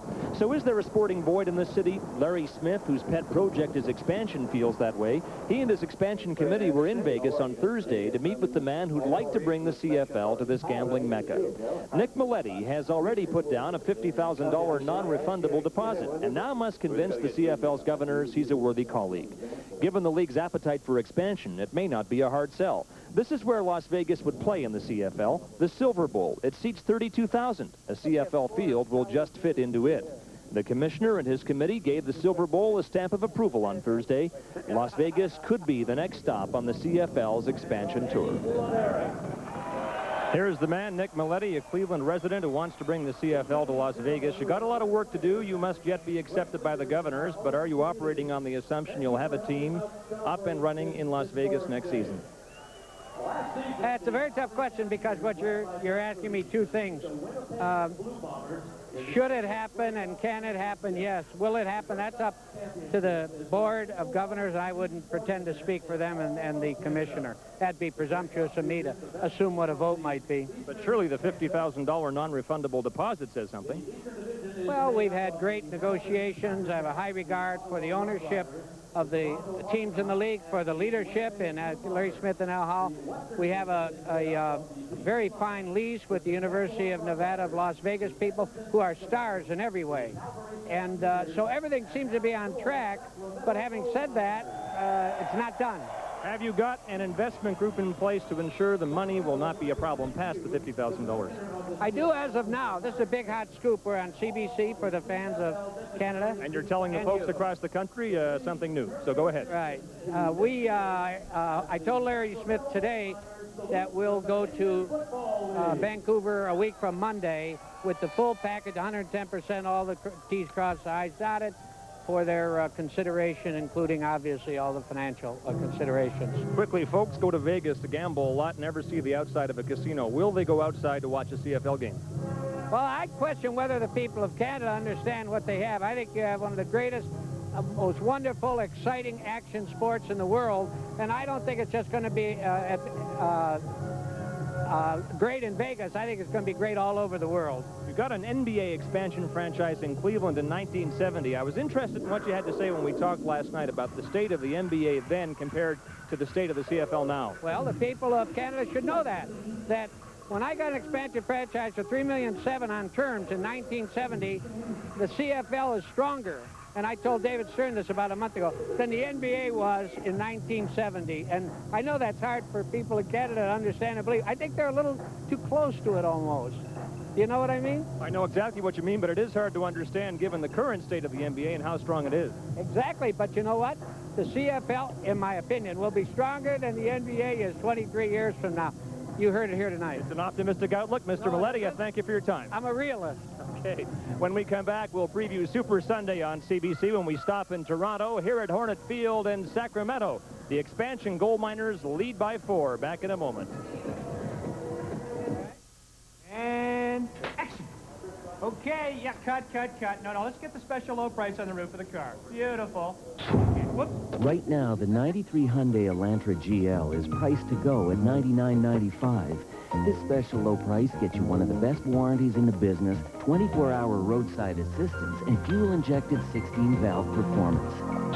So get down to your Hyundai dealer right now, because these price-to-go Elantras are disappearing fast. It's the weekend, and this man has lost his traveler's checks. And so has he. He bought the first traveler's checks he was offered, while this man insisted on American Express. So while this man would get a refund, but not quite yet, he just called the people at American Express, while he had to be patient. American Express can hand-deliver your refund to over 600 million locations around the world, virtually anywhere there's a phone. American Express traveler's checks. Insist on them. Introducing Ambi, the world's only left-handed vinyl floor cleaner. Color Clean, the color go to kitchen cleaner in 87 designer shades. For greasy stovetops, Clean-Atola stain-specific spray, now available in bacon fat. Why complicate household cleaning? New Vim Microliquid is specially concentrated to replace ordinary all-purpose cleaners and spray cleaners. Concentrated Vim Microliquid, the only all-purpose cleaner. Introducing beef-flavored Squirt the Scrub, the pet-friendly toilet bowl cleaner.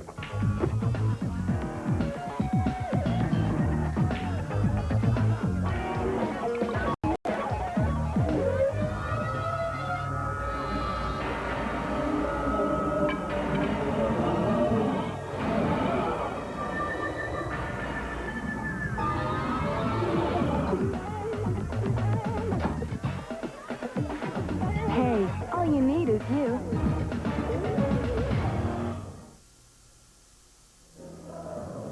On the field now, Sacramento's salute to the CFL. Each CFL team is represented by a building block, and it's Sacramento's in the center, and this will all end with the introduction of Sacramento's new mascot. The Molson Indy is one of the biggest events to hit Toronto each year, perhaps even more eagerly awaited this year because of a hot, young Canadian driver. Let's hear from Brian Williams in Toronto. Brian? Thank you, Scott. Hi, everyone. It's not as warm in southern Ontario as it is in Sacramento, but it's a lot noisier. A former IndyCar and Formula One driver, Derek Daly, joins me. Will call the race with me tomorrow. Derek, the big story earlier today qualifying was the veteran Emerson Fittipaldi. That's right. And I think timing is everything no matter what you do. And he timed his qualifying run absolutely to perfection at the end of qualifying today. In fact, I think also he took advantage of Paul Tracy's inability to eke out enough speed from his Penske chassis. He didn't go any quicker than his qualifying run of yesterday. But Emerson, in the dying seconds of qualifying, got another championship point in his championship chase by taking the coveted pole position. Now, Derek and I will be joined by Sally Larvick and Ken Daniels tomorrow afternoon. Scott, we're on the air at 1:30 Eastern. We should point out Nigel Mansell qualifying 9th fastest, Scott Goodyear 10th, Ross Bentley 27th. That's it from Toronto. Let's go back to you, Scott, in Sacramento. Brian, the Molson Indies in the center of Super Sunday for us tomorrow. It begins with the final round of the British Open. Defending champion Nick Faldo tied for the lead. Then it's the Molson Indy live from Toronto at 1:30 Eastern, and it's followed by the Calgary Stampede to conclude the day. Sacramento salute to the CFL continues, and Live at the Half returns in a moment. Journey's End has joined Comfort, Quality, Clarion Sleep, and other Choice Hotels to form the biggest hotel chain in Canada. Introducing Choice Hotels Canada, home of the Choicesaurus Sweepstakes. Lodging in Canada will never be the same. Bonjour. Are you allergic to me? I'm sorry to make you sick, especially since I am so, how you say, affectionate. You know you could take Claritin. It works fast on your itchy eyes, runny nose, and sneezing. Or for extra allergic congestion, Claritin Extra. Trust me. Claritin is the non-drowsy brand doctors recommend most. Who knows? You might be a cat person after all. The 1993 Nissan Clear-Out Sale. So many choices, so little time. With 5.8% financing on selected models, 24-hour roadside assistance, and the best warranty in the business. The 1993 Nissan Clear-Out Sale. Time is running out. Journey's End has joined Comfort, Quality, Clarion Sleep, and other Choice Hotels to form the biggest hotel chain in Canada. Introducing Choice Hotels Canada, home of the Choicesaurus Sweepstakes. Lodging in Canada will never be the same. Boiling hot in Sacramento tonight, a lot cooler now, though, but yet a valiant effort by the players and by the 100 or so youngsters who are on the field for Sacramento's salute to the CFL. It's just wrapping up with the introduction of the Sacramento's gold miners mascot, and they're tentatively calling him the Old Prospector, although they're going to have a contest to arrive at a final name. James Curry, our new analyst, with us now. And James, what has happened to the Doug Flutie Clinic we expected tonight? Well, Doug Flutie has somewhat been mesmerized by Calgary, Sacramento making some adjustments defensively tonight, Scott, and they've made some adjustments offensively. They added some motion to their offense. I guess, better put, we could talk about what's right with Sacramento, in particular their defense. Kay Stevens has come in and made some changes. He's adapted to some of the CFL things that you need to do offensively. He's added the motion. He's gone with the trips and quads to one side with the receiver formation, and it's been effective for him. If you're wondering what's going on in the Sacramento Gold Miners dressing room right now, I guess you might wonder how they're handling the lead, because they've never had it before at the end of a half. Well, the thing about it, they have to learn is the game is 60 minutes, and they played some good second halves in the early part in the first two games, but now they have to put together two good halves in this game. It's a close game, though, and likely, in light of all this talk of expansion, what the CFL needs. Do you agree? I agree. You know, it's really going to sell the product with a quality game on the field tonight for the fans to see and back home in Canada. All right, Don and Dan standing by in the booth. Don, prior to tonight's game, perhaps the safest bet in football would have been that Doug Flutie could have worked on the Sacramento defense, but it's not paying off right now. Certainly hasn't paid off, Scott, the way some people predicted. As a matter of fact, I think some writers back in Calgary were suggesting a blowout tonight. I read one article that said there was at least 45-point difference in the spread there. What is different about the Sacramento offense tonight than what we saw in the first two games? Well, I think a little bit. It's obvious, like James said earlier. They've moved the backs out of the backfield, and then all of a sudden they've gone to a spread formation with their receiving course where they've lined up 4 to one side. It's not anything really, really fancy, but what they're doing is they're executing. And main thing that they're doing is that Archer is getting enough time to execute the plays. Don Southern was telling us yesterday, in the first two games, had David Archer just been able to loft the ball a little more, put a little more arc to it, he could have produced more touchdowns. Well, he's getting that arc in this game. Well, he's getting that arc, he's getting the time, and he's getting the confidence, which is very, very scary. There he hits Harris right on the goal line for a big play, and then at that time he came back and he got it in close. The next time they had Hardy go in for the big score. The defending Grey Cup champion Calgary Stampeders trail by 4 as we get set for the second half. Scott? Okay, Don, it's an historic CFL game tonight in Sacramento, and for the first half of it, the home team has surely risen to the occasion. The second half kickoff is coming up when we come back.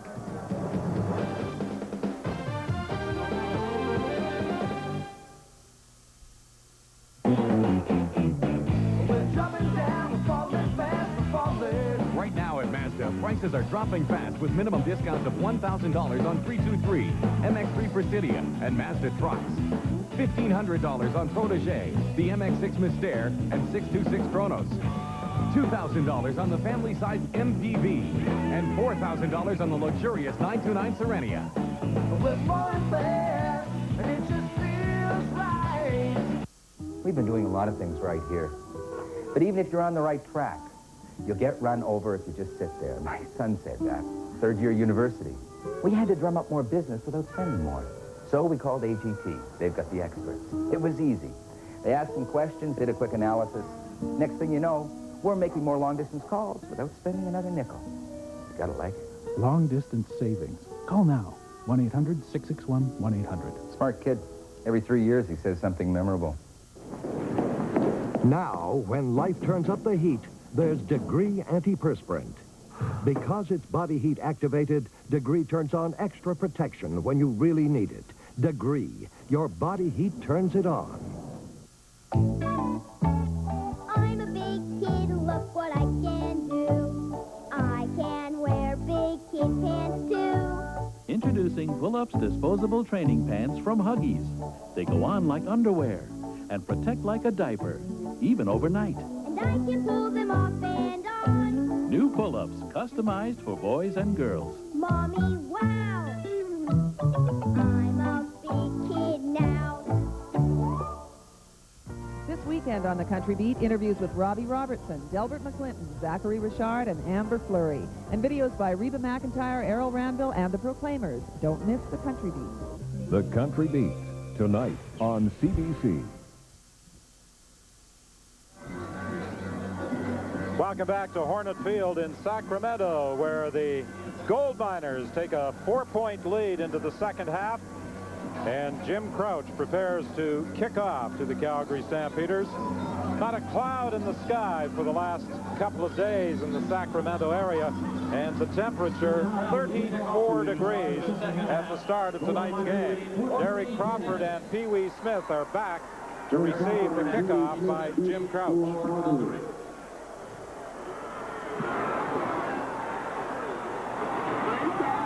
Smith waits for it at the 10-yard line. He finds a seam up the middle. Oh, he was tripped up. Marshall Roberts got a hand on him as he was cutting to the outside, or Pee Wee Smith might have taken that one the distance. As it was, a 33-yard run back. Statistically, this was the story of the opening half. Time of possession, a big difference in favor of the Sacramento Gold Miners. Not something that you would expect from this team, having seen them in the two previous games earlier, struggling with their offense, but they were able to stay composed, and they were able to keep possession drives and keep the ball alive, and obviously they keep it in their hands. That's why they got the 4-point lead. Evan Jenkins picks up about 4 yards before being stopped by Rob White, the right tackle. Calgary has been attempting to run the ball a little more than the Gold Miners in tonight's ball game. Flutie said there was a time when he first came into the CFL that he was almost afraid to run the ball on first down. Well, it certainly put him in a tougher situation until he found out and he got more comfortable of using this whole wide field and being able to accomplish the things that he did. Now that he can, he's very comfortable at running the ball at any time. And he's comfortable at throwing the ball as well. And Alan Pitts is on the receiving end for a first down, forced out of bounds by Marshall Roberts. Flutie spread the ball around in the opening half, but didn't compile the type of numbers that have carried him to record performances over the past few years. It's very unfortunate, you know, because Doug has set such a precedent. You know, it's kind of like the Wayne Gretzky. If he only scores 3 points, then he's had a bad night. This has only been a 30-minute game so far, and now it's still up to see which team can play the full 60 minutes. Evan Jenkins with a hole and a gain of about 15 yards as he carries the football to the 37, stopped there by Keelan Matthews. Evan Jenkins is one individual who would be happy to see the league expand to Las Vegas. That's where he's from. He gets a lot of family there, and there'd be probably another 50 or 60 season tickets being bought there. Good job up front by the offensive line. Rocco Romano and over at Bruce Covington over on the right side, the big tuna, that big tackle is really starting to come into his own. And when he is, as the best offensive player in the Western Conference last year as a rookie, able to do that, then Calgary can do a lot of things offensively. Pitch wide open for a touchdown, and the Calgary Stampeders very early in the second half take the lead on a 37-yard strike from Flutie to Alan Pitts. Doesn't take long if you give Doug Flutie any chance at all, any little seam, any little spark of light, he's going to take it. And when you get to throw it up there and you play pitch and catch with a guy like Alan Pitts, it usually results in big plays. He got between Tommy Henry and Jason Wallace. He found a seam, and he took it into the end zone. And there is Calgary support at Hornet Field tonight for this first ever game. Kick is good. In Sacramento, those fans drove up from Calgary to take in this historic CFL encounter, and they're delighted to see Doug Flutie connect with Alan Pitts for 37 yards and a go-ahead touchdown. In both cases, I would think that the Sacramento team would have to be very foolish to think that obviously just because they were 4 points ahead that Calgary was going to come back and just lay down and die for them. Doug Flutie having plenty of time to throw the ball and then gets outside, looks off the safety, comes back to Alan Pitts, running the seam back down on the left-hand side, the weak side. John Wiley just could not get there at all. Pitts wide open as he gets a little motion toward the line of scrimmage, gets a move back inside, gets a chug off by the Jason Wallace, the corner, and then he pushes him into the safety. Wiley got looked off, didn't have a chance, too much room to make up, and when you allow Doug Flutie that much time and that much room to throw the ball into, 6 points usually happens. Dixon takes the kickoff, and Dixon is brought down by Alondra Johnson. He got the ball back to the 34-yard line. That was a 19-yard return after a 60-yard kickoff. Be very interesting to see if Archer can come out with the same type of intensity, the same type of composure that he did in the first half and keep the ball rolling a lot. The offense of Calgary has already risen to the occasion. Doug Flutie has risen to the occasion. Now we'll see what Dave Archer can do after that halftime break. Pretty good numbers for Archer, 16 of 26 in the opening half from the shotgun. The hitch screen, Oliphant makes the catch, and then he's caught from behind by Carl Anthony. Be a gain of about 3 yards.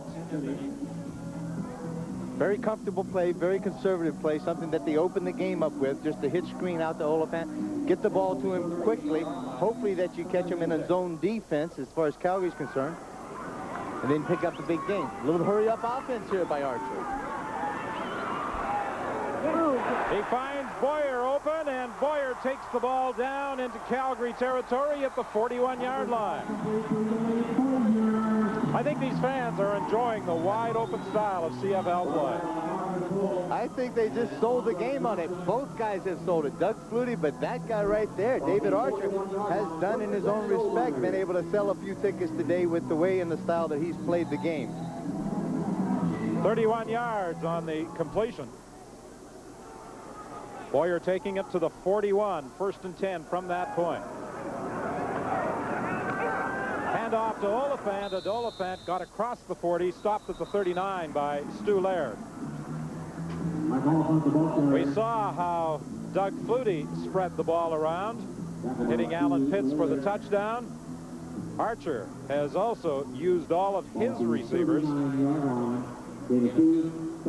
and when he has time, he can deliver the football. Well, he certainly acquired a lot of time up front. That John Payne has done a tremendous job from a week ago to this week in preparation for the offensive line to prepare them for this Calgary defense, because they are picking up, they look very solid up front of picking up anything that Calgary has been able to throw at them. Here comes the big Billy.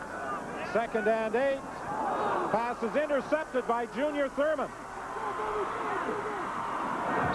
Junior Thurman was looking for the escort down the sidelines, and he almost got it. Steve Gabbard got in to make the tackle. Pass was intended for Freeman Basinger before Junior Thurman stepped in to pick it up. Basinger had come off and just ran the curl pattern inside. He was wide open, and it was just a bad throw by Archer.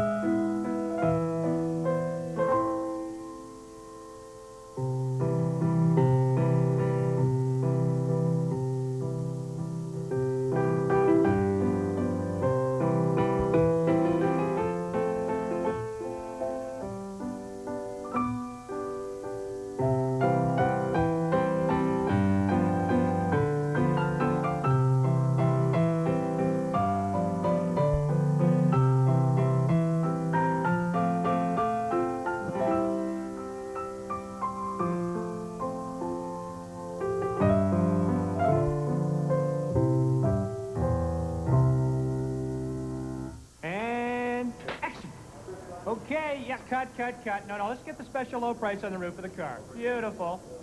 Whoops. Right now, the 93 Hyundai Elantra GL is priced to go at $99.95. This special low price gets you one of the best warranties in the business, 24-hour roadside assistance, and fuel-injected 16-valve performance.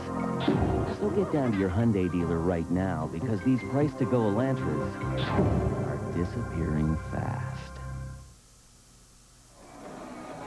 Guy just in front of me in the stands at Hornet Field here just said a rouge is what you get in your knee when you slide into second base. How about the transition for some fans from the Sacramento Surge to the World League to the CFL and the Gold Miners? A couple of good fans to ask here because they had tickets to the Surge, and they do now to the Gold Miners. Patrick Osborne's one of them. What do you think of the CFL product tonight? I love it. This is the most exciting, more exciting than National Football League in America. I love the Canadian rules. I think Canadians might be heartened by that proclamation. Thanks for your time. And Paul Gonzalez also had tickets to the Sacramento Surge. What do you think of the CFL and the first game you're seeing tonight? Oh, it's great. It's great. Oh, we're just hungry for something like this. We're just glad they came here instead of somewhere else. It'd be a big deal, I guess, you think, in Sacramento, do you? Oh, a real big deal. Oh, all my friends are into it. They enjoy it lots. So it's worth the price of admission, then? Oh, by far. We all enjoy it. It's great. I just sat down and picked out two people. I didn't pay them to say all this, I assure you. Don, back to you. Dan and I know you wouldn't have paid them, Scott. I don't think his arms can reach down to the bottom of his pockets. He has those real deep pockets and short little arms. They never get there.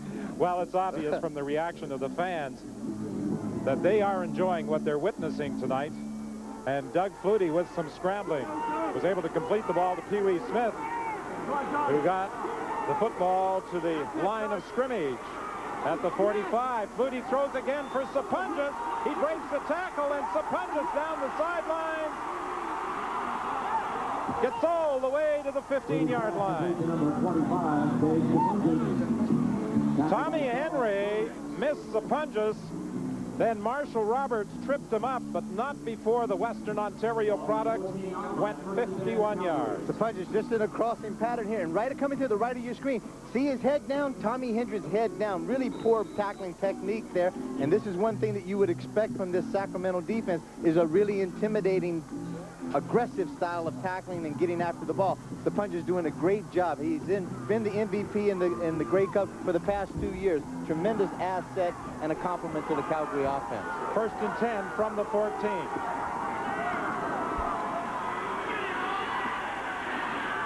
Alan Pitts is taken down as soon as he makes the catch by Kip Tejada.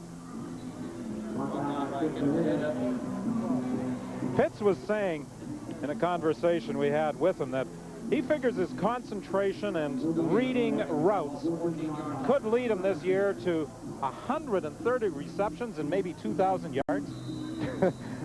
That's great confidence for him, but it goes as a warning, and it's pretty scary for the defensive backs in this league to think that he has that kind of ability, and he really does, and he has continuously been a very consistent receiver in the league. From the shotgun, Flutie looks over the middle, drills it in, touchdown!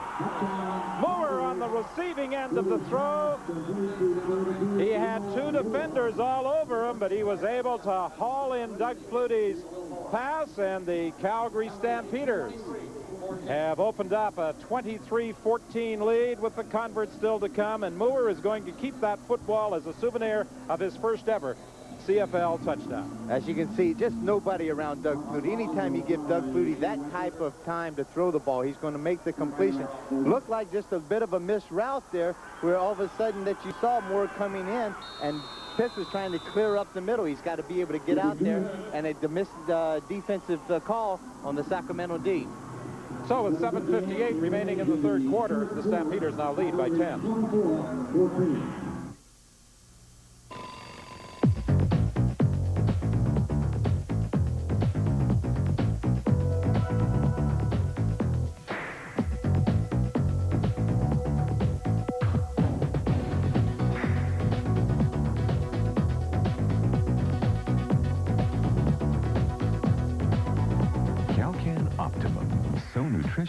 It's like getting a multivitamin in every meal. Way back before the Pathfinders, before the Explorers, even before the Cherokees, there was Blazer. Now the first sport utility vehicle of its kind offers you all this and the performance of a 200 horsepower V6. You can spend thousands more on something else, but there's only one way to get the experience of a Chevy Blazer, the vehicle that originated the species. It's been a hard road, but they finally made it to Calgary.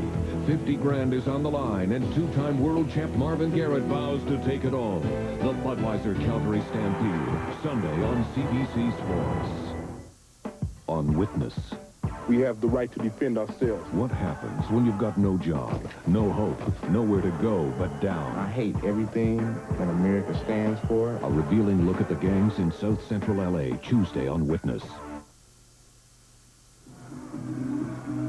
Former Edmonton Eskimo Robert Hardy scored the only touchdown of the first half as Sacramento led after 30 minutes of play, but very quickly Calgary came back. Flutie to Pitts for 37 yards and a touchdown, and then Flutie to Moore, 14 yards for a touchdown, and it's now 24-14.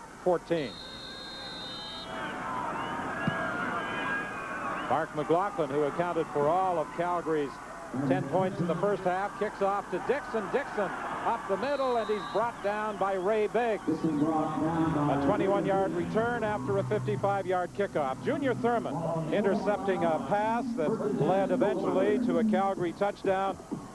This is the first time tonight at Hornet Field that his mother has ever seen him play a football game in person. She made the trip from Santa Monica to come up and watch him play, and he purchased tickets for 15 of his friends who also drove up to watch Junior play against Dave Archer and the Sacramento Gold Miners.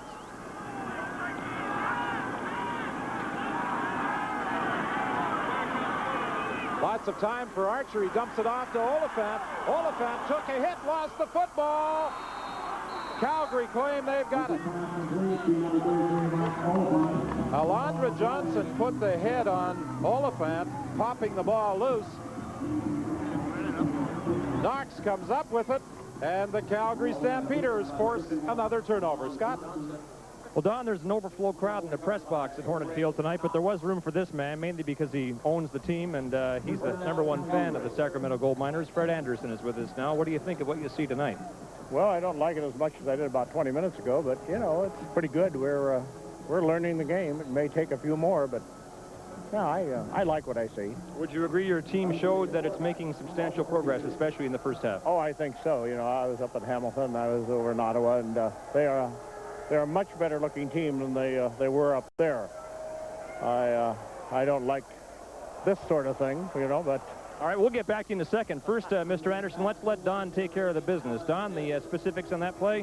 Well, one of the things that Fred Anderson obviously doesn't like is the way Doug Flutie combined with Alan Pitts for a gain of 31 yards. Scott? Okay, Don, continuing our conversation with the Sacramento Gold Miners owner, are you so far happy, Mr. Anderson, with the CFL experiment? Well, I think so. I thought we'd pack the house here tonight. We're a little bit short, but yeah, I think it's great. I like the game, and we're learning. Are you operating on the assumption you'll have several American partners maybe as soon as next year? Totally on that assumption that at least we'll have 2 more by next year and 5 more in the next 2 years. That's the reason I'm here, and if that doesn't come to be, we'll have to reanalyze our whole position. But we can't sit down here too long as the only team, the Lone Ranger, as they keep calling me. Okay, thanks for your time. Best of luck with the experiment. Good. Well, so far so good. Okay, Don? Scott, I think everyone associated with this game from a CFL standpoint feels confident that next year there will be 3 more teams in the United States. You know, from the route they're going, and I can tell you from having an opportunity to sit down and speak with Mr. Anderson last night, that the fact is that the owners are as credible and as classy a man as he is, it's only going to help this league. Alan Pitts could not make the catch at the goal line. He had Kip Tejada all over him. The previous play, Flutie attempted to combine with Moore, and Moore couldn't hang on. Flutie just missing with Alan Pitts at the goal line with 6:19 remaining in the 3rd quarter. No one more upset at himself than Doug Flutie. Actually, really good coverage at that time as far as Tommy Henry coming over there, or I'm sorry, Kip Tejada that gets in there. Doug Flutie's got plenty of time to throw the ball, lays it out there. Tata comes right over the end. Good defensive play as far as taking away the left shoulder, getting the right hand outstretched, knocking the ball down. Penalty flag as Mark McLaughlin puts it through the uprights. This could be a late hit maybe on Bobby Humphrey, roughing the kicker as McLaughlin went down hard.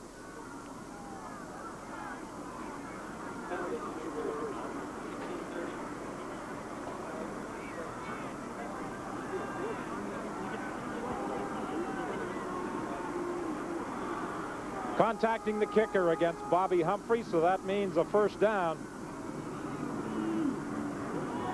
Humphrey was going after the block, but he caught the follow-through leg of kicker Mark McLaughlin. That takes the ball to the 10-yard line, and it's first and goal from there. Unbelievable great effort on Bobby Humphrey's part, coming off the corner tight, laid, stretched out across. He couldn't have done it any more picture perfect than that, and McLaughlin was kicked into him. It's a, you know, it's a judgment call at that time of how much contact really took place, whether it was flagrant or not. 5:52 remaining in the third quarter. First and goal from the 10-yard line. The fake to Sappongis. Flutie with time into the end zone, incomplete. It was intended for Pee Wee Smith. And again, it looked as though Flutie, had he so chosen, could have run the football into the end zone. Well, it's a questionable thing of whether Doug can run. I mean, obviously, he's got the great vision, and he's out there, and he's the guy getting the bullets fired at him.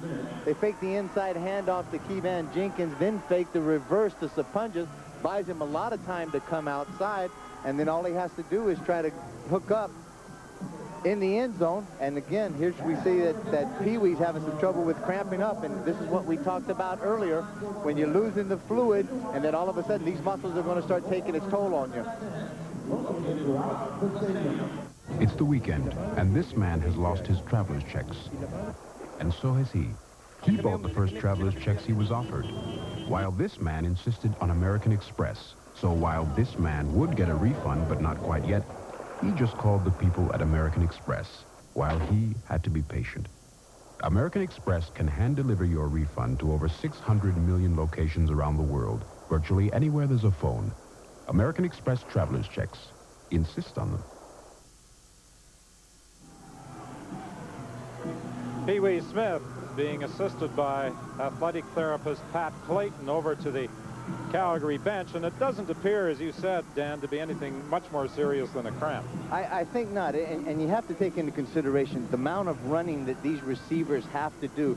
They have to be in just such superb shape that at some point in time through the course of a game like this and in this heat, it's going to take its toll on you, and we can see that. Thankfully that it's not any type of serious injury.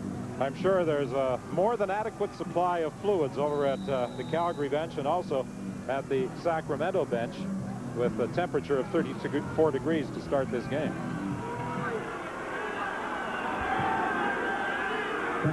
In this third quarter, Doug Flutie throwing the ball has almost equaled his output from the first half.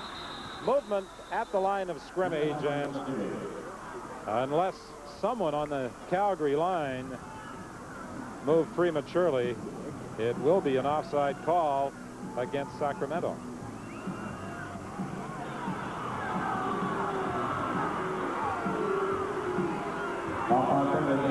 The owner of the Toronto Argonauts and the Los Angeles Kings, Bruce McNall, with the owner of the Calgary Stampeders, Larry Rickman. Rickman has certainly enjoyed the 1993 football season much more than his Toronto counterpart.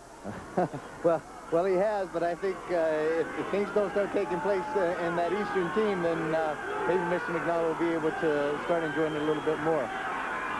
On second down, touchdown, Sappongis in the end zone, taking the throw from Doug Flutie. The penalty made it second and goal from the 5, and to the delight of Larry Rickman, the Calgary Stampeders have added to their advantage. It's now 30-14.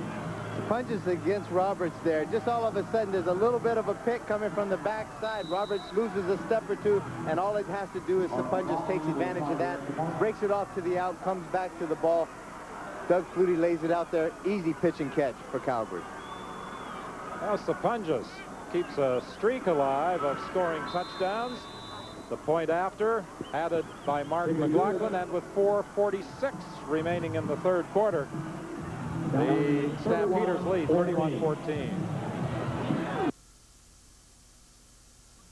The very best tasting pizzas originated in neighborhood pizzerias that made great tasting pizza crust the traditional way. Now, those days are back. Introducing traditional hand-tossed pizza, new from Pizza Hut, with a crust that's hand-tossed, so it's just the right thickness. So now, choose from our famous pan pizza crust or delicious new traditional hand-tossed crust. Take your pick at Pizza Hut and nothing but. If this is the ultimate lifestyle that you want, then look no further. Golden Key Development at Lakeside Greens, Chestermere. Relaxing country living with year-round recreational activities for you and your family to enjoy. Only 15 minutes from downtown Calgary. Now you can own a Golden Key home, which features superb craftsmanship and quality at a price you can afford. Premium lots are still available. Come and visit Golden Key Development at Lakeside Greens, Chestermere. We're building quality into the future.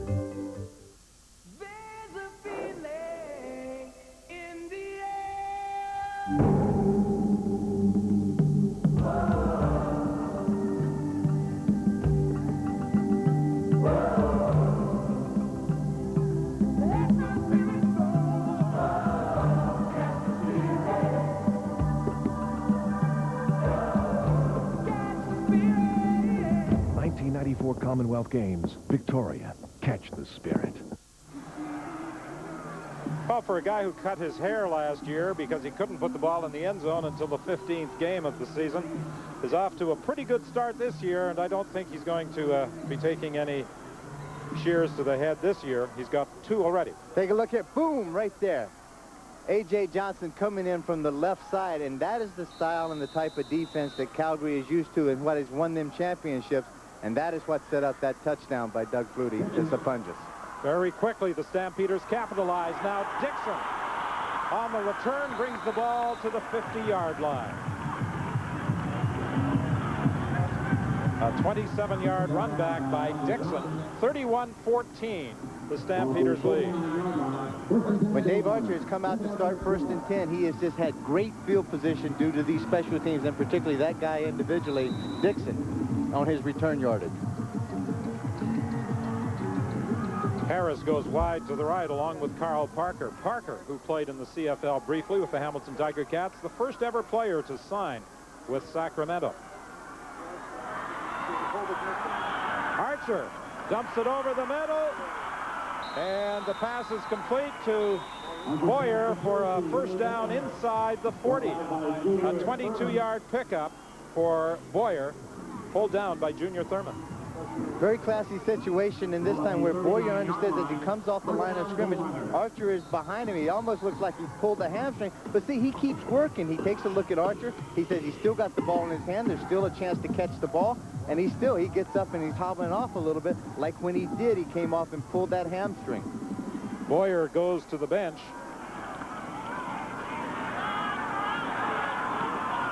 And Oliphant will haul in the pass for a gain of about 2 yards, stopped by Marvin Pope with 3:35 remaining in the third quarter. Marvin Pope takes a look, shaking his head as he gets, no. I saw that one time earlier in the first quarter. You're not doing that to me again. You can't fool me twice on this sneak play. Roy Shivers says that Marvin Pope will become the premier middle linebacker in the CFL. Well, Roy Shivers is a great judge of talent. If he says so, I wouldn't want to lay odds on that. He's the personnel director for the Calgary Stampeders. Very high on Marvin Pope, the middle linebacker. David Archer runs away from the pressure. Archer tried to hurdle Junior Thurman, and Thurman flipped him out of bounds. I thought quarterbacks who spent all their careers south of the border learned that you're supposed to slide, not jump. I was thinking that's exactly what he thought, that Junior Thurman was going to think that he was going to slide down. Junior was going to go down and take a shot at him. David's showing some speed as he comes out. All he wants to do is take a little peek, find the first down marker, and get there. It's not pretty, but it's effective. Pratt comes into the ball game to replace Basinger.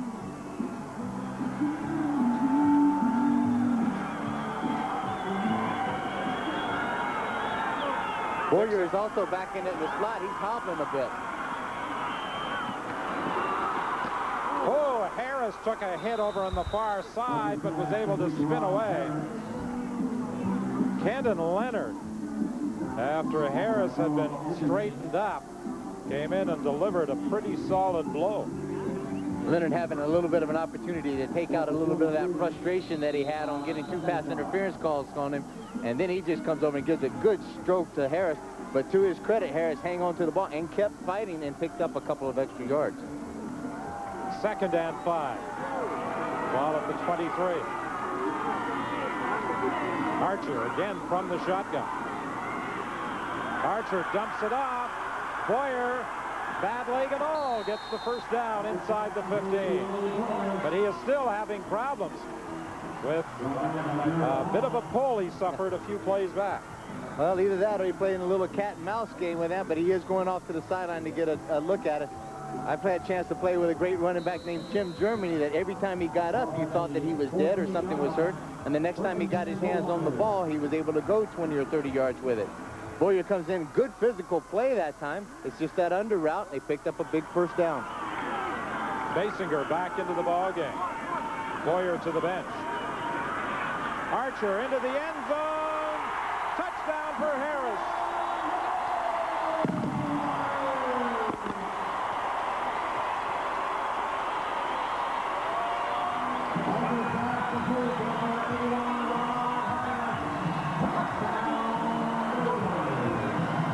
Terrific opportunity, a great pitching catch by Archer and Harris this time.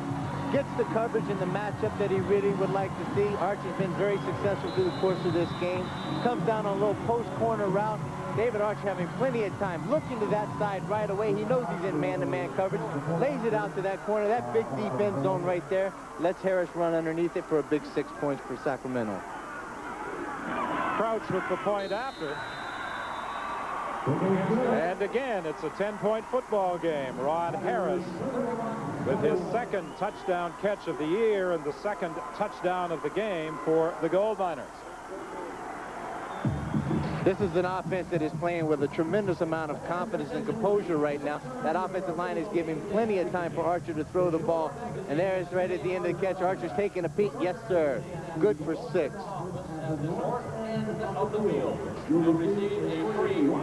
Archer threw the football 53 times against Hamilton.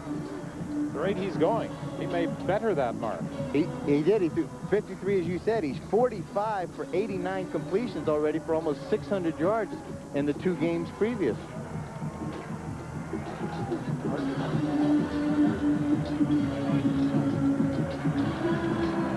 .39 seconds remaining in the 3rd quarter.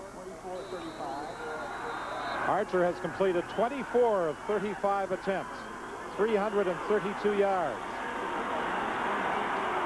This kickoff will sail into the end zone. Pee-wee Smith picks it up. He could have taken a knee, but decided to run it out and brings it to the 16. 31 seconds remaining. He was tackled by Keelan Matthews, a 17-yard return. Scott? Don, Alan Pitts just taking the field now for the Calgary Stampeders along with the rest of the offense. This is a big game for many of the American players in the Stampeders roster. Pitts, one of them. He's from Claremont, just outside of Los Angeles, so he's got a lot of family and friends who made the 6-hour drive here tonight to see him play. Many of them playing or seeing him play for the first time, and he was one of the players who was personally upset with how it went in the first half and stood up in the room at halftime and said, "We're too tight. They didn't stop us. We stopped ourselves. We have to open it up," and it appears to have worked so far in the second half.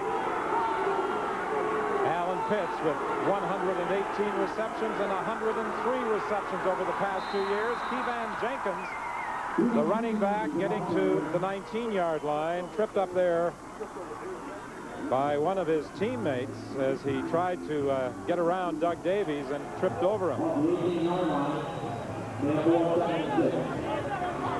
Good look at Harris there on the bench. A receiver for Sacramento has had really good success catching the ball. 2nd and 7, Calgary.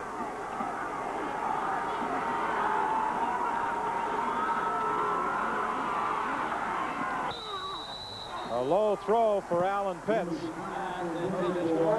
Jason Wallace was defending against him, and the ball bounced into his hands on the final play of the third quarter.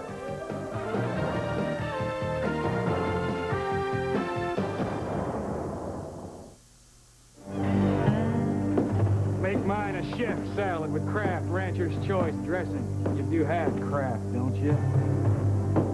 Give me the spinach salad with some Kraft peppercorn ranch. I just love those little peppercorns. You boys got any of that new Kraft sour cream and onion ranch? Rustle up some Kraft ranch. Mm-hmm. Darn fine dressing. Croutons? According to statistics, we'll meet over 10,000 people throughout our lives. Yet the same research tells us that only a few will develop into a long-lasting friendship, built purely on caring, sharing, and trust. Then again, some relationships will also be built on senseless, immature fun.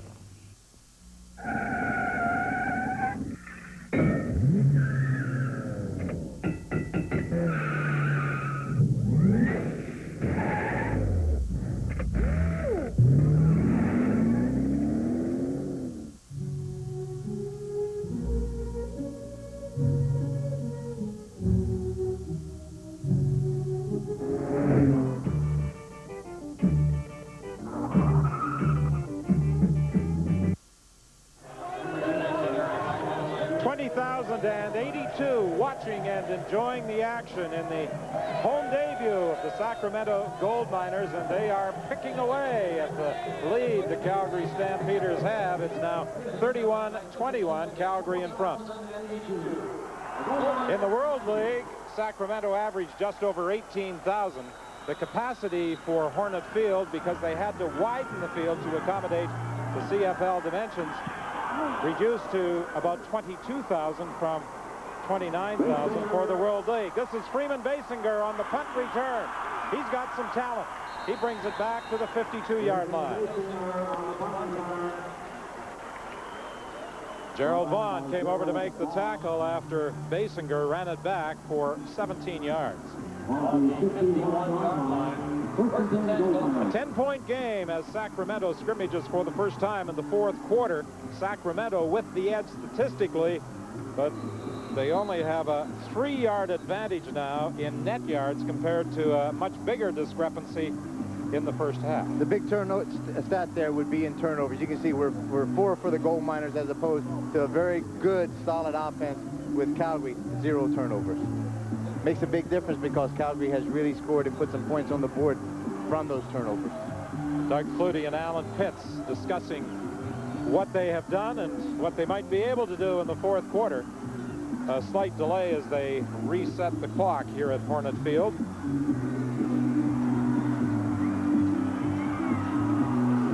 David Archer is one of those players outside the salary cap, and word is that he's drawing about $500,000 a year from owner Fred Anderson as a marquee player. You and him are in about the same tax bracket, Rip. I just wish. Titus Dixon can't make the catch. He did a good job of trying to come back for the football in front of Carl Anthony. Couldn't quite hang on. He and Anthony step for step down the field. The ball was underthrown just a bit. Dixon made a great effort to get back to even have an opportunity to catch the ball. Anthony lost sight of the ball here. Dixon makes the move coming back and get it in the breadbasket right through his hands. Had an opportunity to make a big play right there. Take a look up front here. These big houses are not letting anything come near Archer. They're doing a great job panning that Calgary defense outside, creating open lanes for Archer to be able to see downfield and deliver the ball. 2nd and 10 from the 51. This time on the sidelines, Dixon is able to hang on, forced out of bounds by Carl Anthony. Great timing route that time between Archer and Dixon. The ball was thrown, released out of Archer's hand before Dixon even made his break. Once he made his break, he only had about 3 or 4 yards to the sideline, and the ball was thrown right on the money. Apparently, there's been a bit of a problem with the communication from the press box to the sidelines, and Calgary has lost their headsets, and they are complaining that Sacramento should be denied use of theirs as well. Harris on the receiving end of the throw at the 39. Junior Thurman brought down Rod Harris.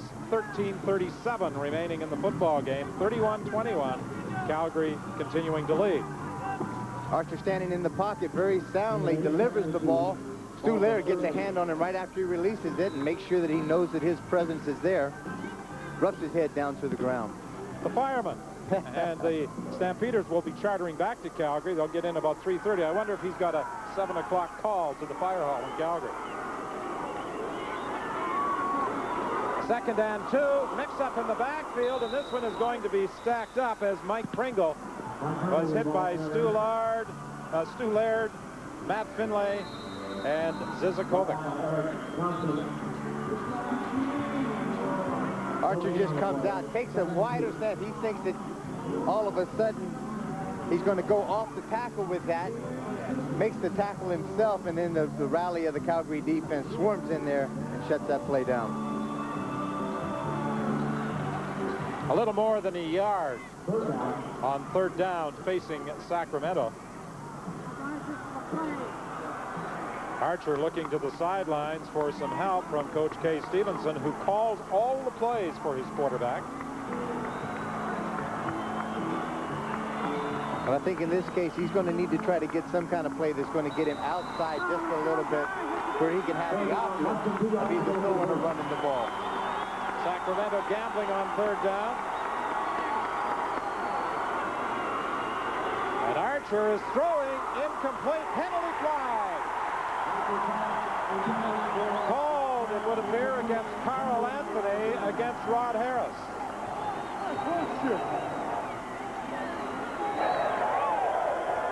Intentional forward pass interference. Number 19 on the defense. 1st down. Been a tough night for Carl Anthony. Been a tough night for he and also Kenton Leonard. Right at the last minute, the ball's coming in. You see the right hand grab Harris right at the back, but the left hand went over top to make the thing. Questionable call, that's a judgment call. The flag's done. Can't do anything about it. Tee it up again. Let's go. But something of a strange call on the 3rd down gamble. Maybe just trying to catch Calgary's defense sleeping, expecting the run or just a quick pass out in the flat. Fake the running play, setting up the screen to Carl Parker. And Parker gets inside the 10-yard line. Greg Knox took the feet out from under Parker. The right tackle, Chris Dyko, had pulled out and led the blocking.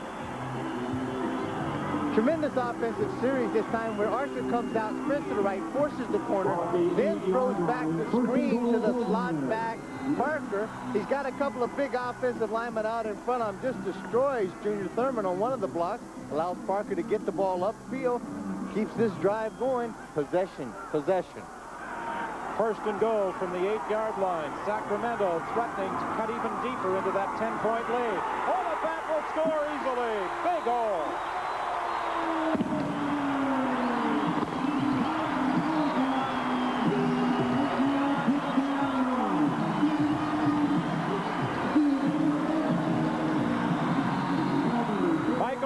Who played his college football not too far from Sacramento at Puget Sound, scores the touchdown to cut the lead to 4 points.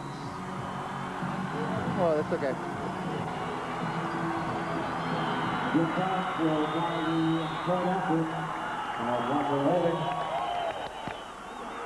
Jim Crouch getting set for the point after. And it's a 3-point game with 11:23 remaining in the football game, and we'll be back with the Sacramento kickoff after this. And action. Okay, yeah, cut. No, let's get the special low price on the roof of the car. Beautiful. Whoops. Right now, the 93 Hyundai Elantra GL is priced to go at $99.95. This special low price gets you one of the best warranties in the business, 24-hour roadside assistance, and fuel-injected 16-valve performance. So get down to your Hyundai dealer right now, because these price-to-go Elantras are disappearing fast. Over 250,000 Canadians have already called us to find out how to save.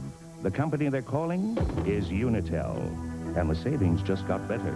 Now you can save up to 45% with our Close Connections calling plan. Plus, call now and find out how you can earn 1 month of free long-distance calls. So get to a phone, any phone, and call for all the details. With numbers like 45% and 1 month free, can you afford not to call this one? Burt Reynolds talks with the Quaker State team. Hold on. I got to get my name on the car. My fans are getting restless. No room. How about on the big Q? The big Q stands alone. Stands for quality. You can't get better protection. No other oil beats Quaker State. How about right here? No way. Red doesn't like to be crowded. My fans are getting demanding. All right. We'll go get the painter. They must have had a hard time finding the painter. Nothing beats Quaker State. It's one tough motor oil. So here it is, just a good inside handoff that we're going to take a look. Right here is Oliphant. You're going to get fouled. The linebacker right here, the center, seals this off, and then all of a sudden, it's going to come wide open for the trap. Take a look at that. Good outside block there by number 66 on Matt Finley. Wide open, running right to the safety. Easy touchdown score.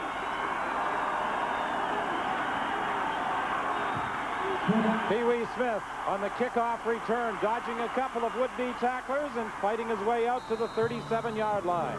A 3-point game with 11:15 remaining. A 24-yard return after a 53-yard kickoff. Well, just when it appeared that the Stampeders had taken control in the second half, the Gold Miners fight back with 2 touchdowns, and it's a 3-point game.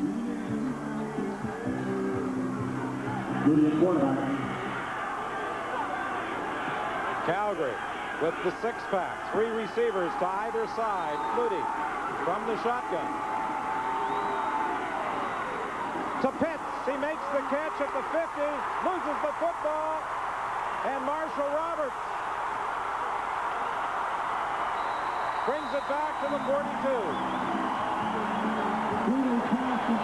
John Wiley knocks the ball loose. The safety coming up to knock it away from Alan Pitts. Inspired defense by Sacramento. This time they catch Sacramento in a zone. Calgary's going to throw the ball downfield deep. Pitts makes the move inside. Lets Roberts go, but again, all of a sudden, there's John Wiley, comes in and just really sticks the ball, knocks it loose, and all of a sudden, Marshall Roberts is able to get the ball, picks it off, and then turns around for a big turnover for the Sacramento Gold Miners. Doug Flutie and center Doug Davies involved in the tackle. 1st and 10, Sacramento. The ball is at the 43. The Gold Miners looking for their first ever CFL regular season win. Harris makes the catch. Gets away from Anthony. Brought down by Greg Knox, the safety. Harris has been just tremendously impressive tonight, the way he catches balls, the way that he's run the route, and in that case, the way he goes up real high here, picks the ball out, one-handed. He knows he's going to get hit, but all Carl Anthony has to do when he comes up, you got to wrap your arms around and make the tackle. You just can't hit this guy with his shoulder. Watch coming from the right of your screen, right here. Hits him with the shoulder, turns it around, and Archer just hangs right in there. Stu Laird's got to hold up him again, give him that fireman's carry right down on the ground. 7 for 75 for Harris, and a touchdown.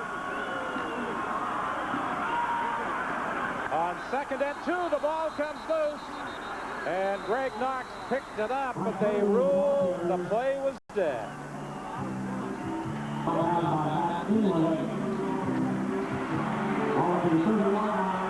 David Archer just comes right out, hands it off to Mike Pringle, who just makes a great effort at getting the ball in there. Again, the left knee was down, his shoulder hadn't been when the ball popped loose. Good call by the officials. Wally Buono was saying in the opening game of the season he was not really happy with the way his defense played late in the game. I don't think he's going to be overjoyed at the way his defense has played late in this game. Carl Parker can't hang on. Parker got in behind Gerald Vaughn. Couldn't quite squeeze it. Drove on the young rookie that just got the start. The ball's there. David Archer did a great throw of putting the ball on the line. That's a very catchable pass. Archer thought he had it. It ain't over till it's over. Don't celebrate too soon, big guy. 4 receivers left this time. 2 to the right. Archer out of the shotgun. Looking down the right side, throws to Dixon. First down at the 12.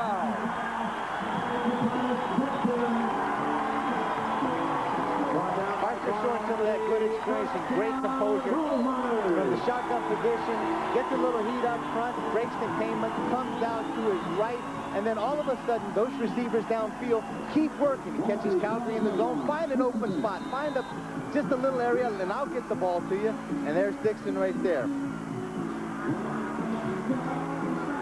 Harris took a bit of a beating trying to get into his route from Watson. Defensively, Sandy, we got to slow this guy down somehow. Get up in his face, stop him, reroute him any way you can. Don't let him catch the ball. First and 10 from the 12-yard line.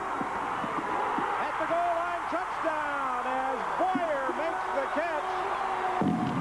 Archer got it away just in time, and Boyer hauls it in for a touchdown in the Sacramento lead. In most defensive schemes, the middle linebacker is a free linebacker in a lot of the man-to-man routes. When Archer comes out and spreads himself to the left and he sprints out, the middle linebacker frees himself up and comes off the corner and gets right up in Archer's face. There's Boyer comes in. You can see right at the last minute, Pope gets the shot on Archer.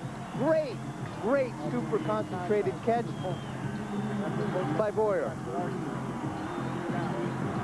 And Pope, who made contact with Archer just as he released, is still down and now is being assisted off to the sidelines. Pope comes over the block. Archer stands in there and knows he's going to get hit, but still delivers the ball on the money. Great compliment to this quarterback. Matt Clayton helps Pope off to the bench. I'm sure he'll be back. Crouch attempting the point after out of the hold of Carl Parker. And with 7:31 remaining in the third quarter, Sacramento has a 4-point lead. Oh, a little bungalow someplace. You know, your own backyard. Not renting. Right? A bank that understands how hard it is to save for a down payment. Now we can save for a house while using a credit card. It's nice to know we're getting something out of it. I see a barbecue in the backyard. I see a swing set. You're not, Let's have a closer look. Wake me up when it's over. I'd imagine these would be about as exciting as watching a parliamentary debate on that cable channel. There's no drama, no adventure, no nothing. I mean, they're only flakes. Wow, these are good. You got my attention. They're simple, to the point. I like them. Kellogg's Corn Flakes. Kellogg's Corn Flakes? I'll second that motion. Taste them again for the first time. The 1993 Nissan Clear Out Sale. So many choices, so little time. With 5.8% financing on selected models, 24-hour roadside assistance, and the best warranty in the business. The 1993 Nissan Clear Out Sale. Time is running out. Well, let me tell you, folks, the 20,000 plus at Hornet Field are really enjoying their first taste of football, CFL style, and wherever you're looking in tonight on the CBC television network, we hope you're enjoying this battle between Sacramento and Calgary. 35-31, 7:31 remaining. The Gold Miners in front.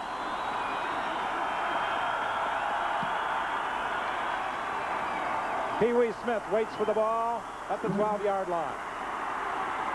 Return set up to the left. Matthews upends Pee-wee Smith. A 20-yard run back after a 63-yard kickoff.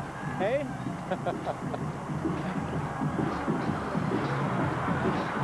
Well, they may have picked that up, but I don't think they want the GST. I don't think. Now, the GST blew right by most of them in that case. A may do that the same. But it's a great. They're getting involved. This 20,000 that may be here tonight sounds like 60. They just gave their team a standing ovation. Flutie, 19 of 35 for 353 yards. On the sidelines, Crawford wide open. He takes the ball to the 51-yard line and the Calgary first down. Tommy Henry forced them out of bounds. This is a very confident offense right there. They've been down before. They've been behind. And a guy like Doug Flutie, he is so proficient with using the clock. And again, these guys know not to lose their composure. Just go out there, execute, get the job done. And Doug Flutie will be able to call a good game and get the ball to you.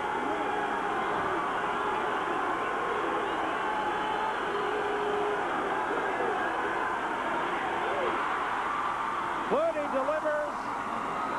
And it's Moore making the catch for another first down at the 38. You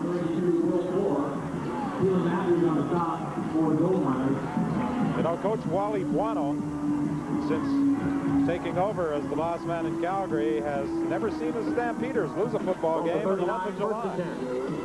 There's big Covington right there, just sealing off the corner, giving Doug Flutie a lot of time to throw the ball. Defensively, Sacramento's got to stay composed also, come up with the big play and do the things that they've done extremely well for 3 quarters. Pitts makes the catch, and Pitts is forced out of bounds at the 15-yard line by safety John Wiley. Scott? Okay, down the goings-on in the last few minutes. Sacramento coming back to take the lead. Merit an update from the stands. Alan Thompson and his wife Cynthia are now converts to the CFL. Am I right? That's correct. We were part of the third team, and now we're taking over to the CFL. We're going to follow them all the way. We're here to stay. Cynthia, do you like what you're seeing tonight and the fact your team's in the lead? Yeah! I think Cynthia makes her point clear, Don, don't you? These fans are enjoying this football game immensely.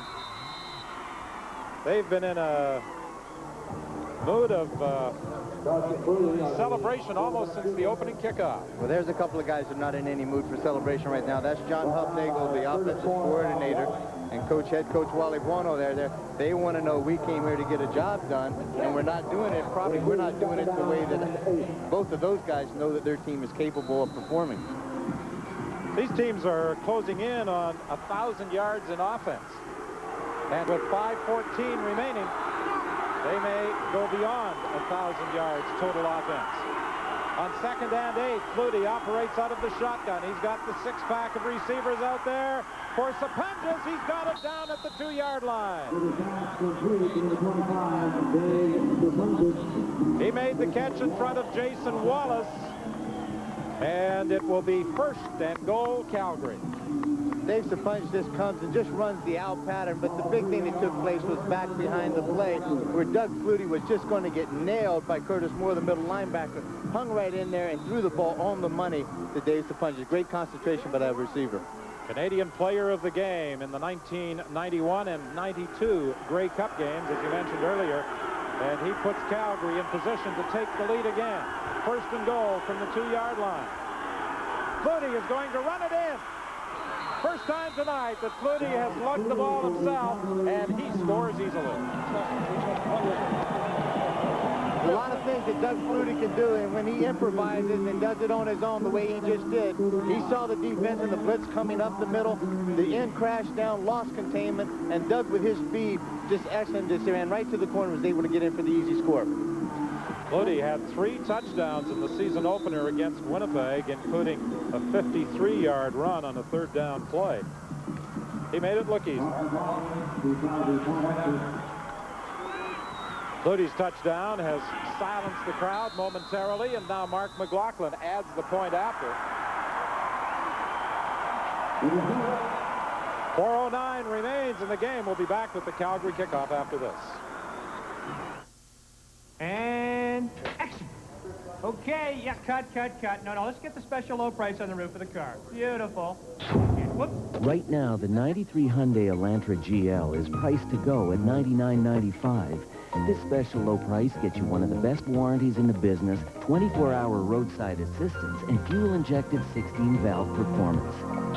So get down to your Hyundai dealer right now, because these price-to-go Elantras are disappearing fast.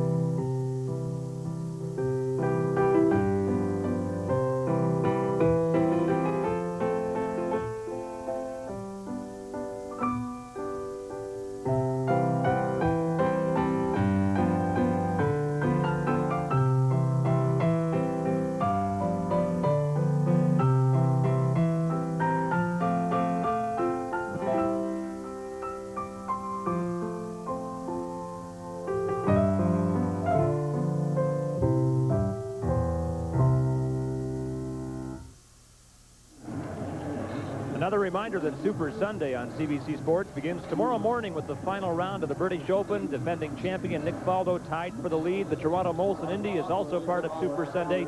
Follows the British Open. Paul Tracy in the front row. And the day wraps up with the Budweiser Calgary Stampede. Don? A big day on CBC television, and it's been a great night here at Hornet Field in Sacramento for this first ever CFL game south of the border in this 1993 season. An 11-yard run back after a 48-yard kickoff. Titus Dixon on the return. Scott? Got a final score in now from Winnipeg Stadium, where the Bombers win their first of the season, 36-14 over the BC Lions. Trevathan had the final touchdown of the game for the Lions. So the Bombers now 1-1. The Lions, who were playing on about 2 days rest, dropped to 2-1. Don?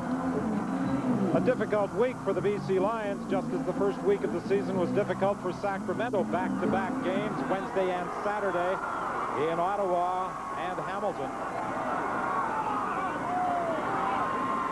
Archer with a good fake inside. He's got Dixon open to the 41. Archer made a fine inside fake to freeze the defense. Fine play, as you said, Whit, in that case, when he faked the draw inside, just held those linebackers just enough to right inside the Pringle, comes out. Now he's looking deep down the field. Now he's able to deliver the ball behind the linebackers and in front of the secondary guys. And it was a great, great catch there. Again, 31 yards for Titus Dixon. First and 10. The ball is at the 42. 3:06 remaining in the football game. Draw play with Oliphant. Oliphant gets to the outside and is caught, but not before he picks up about 6 yards. Run down by Alondra Johnson.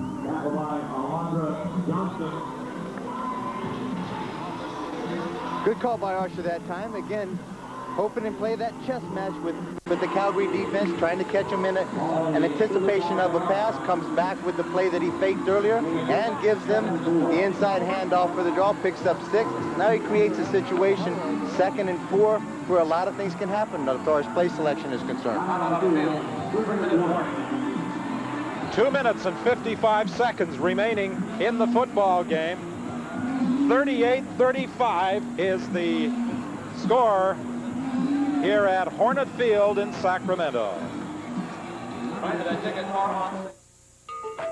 Over the years, one word has become synonymous with CBC News: commitment. Commitment, a tradition of superb journalism. Canadians have seldom been more divided. Commitment, more reporters in more places. Of northern Ethiopia. A dedication to the Canadian point of view. Bound to affect Canada, too. The result, unrivaled depth in news. Peter Mansbridge and Pamela Wallen co-anchor. CBC Primetime News weeknights. She came from the present.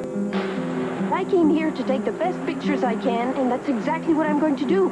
To discover the past. Taking something from somebody's grave is taking something from somebody's grave. And found the clue to her future. I think it's better just to leave it. No, it's not. It's always better to know. Finding Mary March on CBC Cinema Canada, Wednesday night.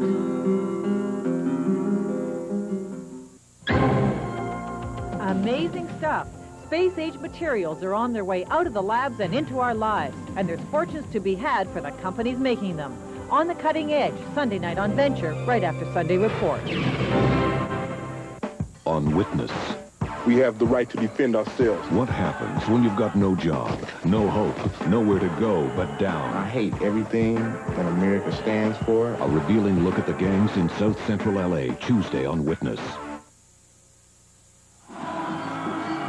Fans of all ages having fun tonight at Hornet Field in Sacramento. 2:55 remaining. Calgary clinging to a 3-point lead, but Sacramento is second and 4. The ball is at the Calgary 36. Tell you what, after the exhibition we've seen offensively and defensively by both of these teams, there may be 7 checks on the table tomorrow. There is definite interest from other cities in the United States in acquiring a CFL franchise.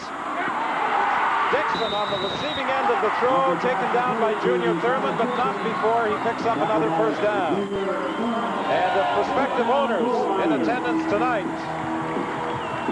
like what they see, and I'm sure they do.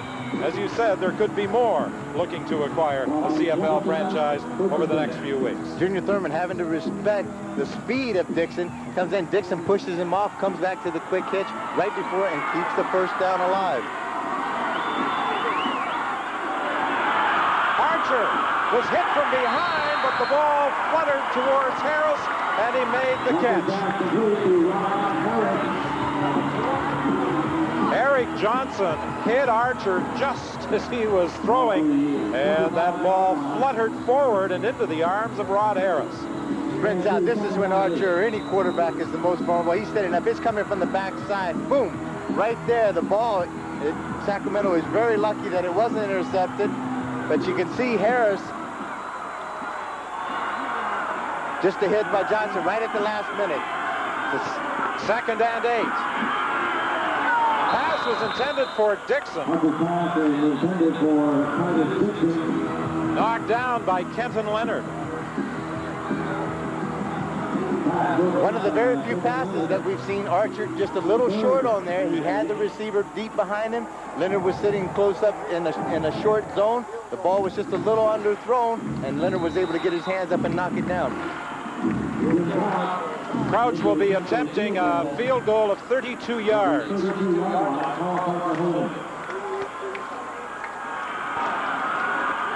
he puts it through, this game will be tied at 38. It's wide.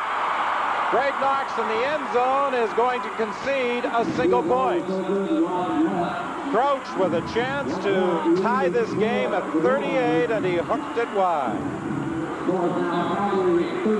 He's been under a little pressure in Sacramento because he has not been kicking consistently, and this won't improve his status. Well, he's a very familiar face to this crowd out here, where he played for the Cal State Hornets, and in the case, he was 0 for 3 against Ottawa, 2 for 2 he came back against Hamilton, had his first one about 37 yards, and right now, after what he's kicked and how he's kicked in this game, it just seems you can see just a real lack of confidence when he goes to stroke the ball.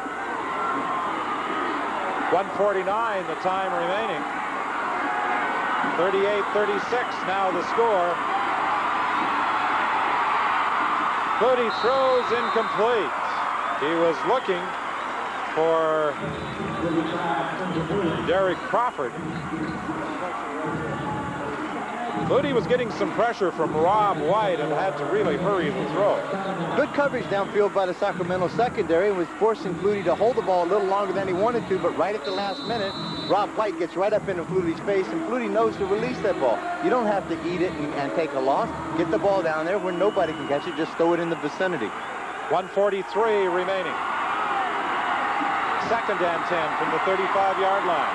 Movement at the line of scrimmage, penalty flags. Flutie's pass complete to Alan Pitts. He'll be very close to a first down.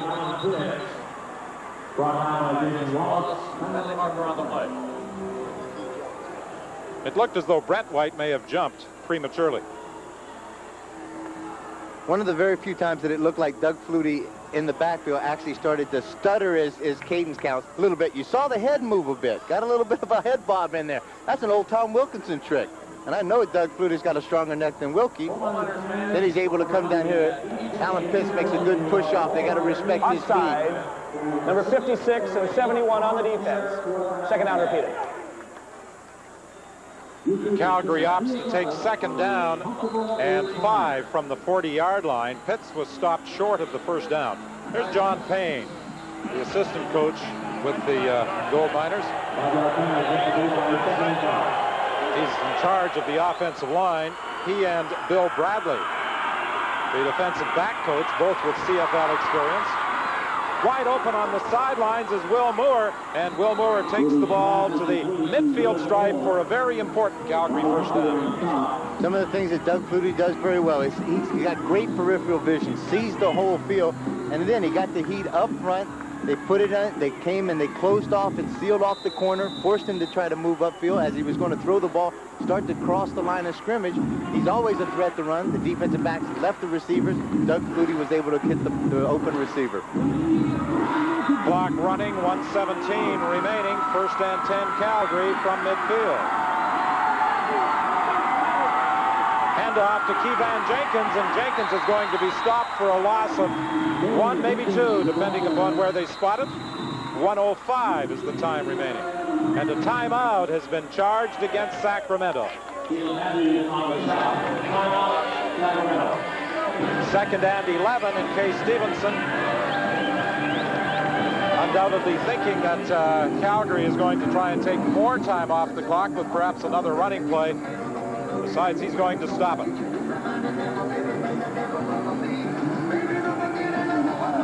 Stevenson led Sacramento the surge to the World League Championship. Wally Buono last year led Calgary to the Canadian Football League Championship and the Grey Cup. Stevenson first came into pro football as an offensive assistant in 1977 with the Los Angeles Rams. Then he went to Buffalo as an assistant coach and eventually became the head coach in Buffalo. And if I'm not mistaken, then when he left Buffalo, then another CFL connection, Marv Levy came in to take over the head coaching spot there. Marv Levy's done quite a job with Buffalo. Hasn't had success in the final game of the year, but he's got them there. Penalty flag, as Moore was the man that Flutie was looking at. There was a penalty marker on the other side of the field. I think we could get defensive pass interference.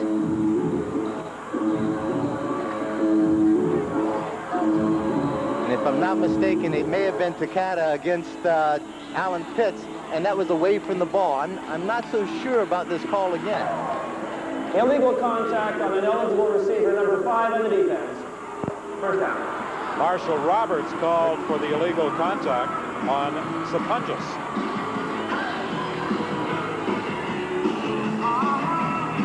Well, move the ball to the 46-yard line in Gold Miner territory. First and 10, Calgary. 1 minute exactly remaining in the football game. Will Archer get an opportunity to perform some last-minute heroics for the Gold Miners?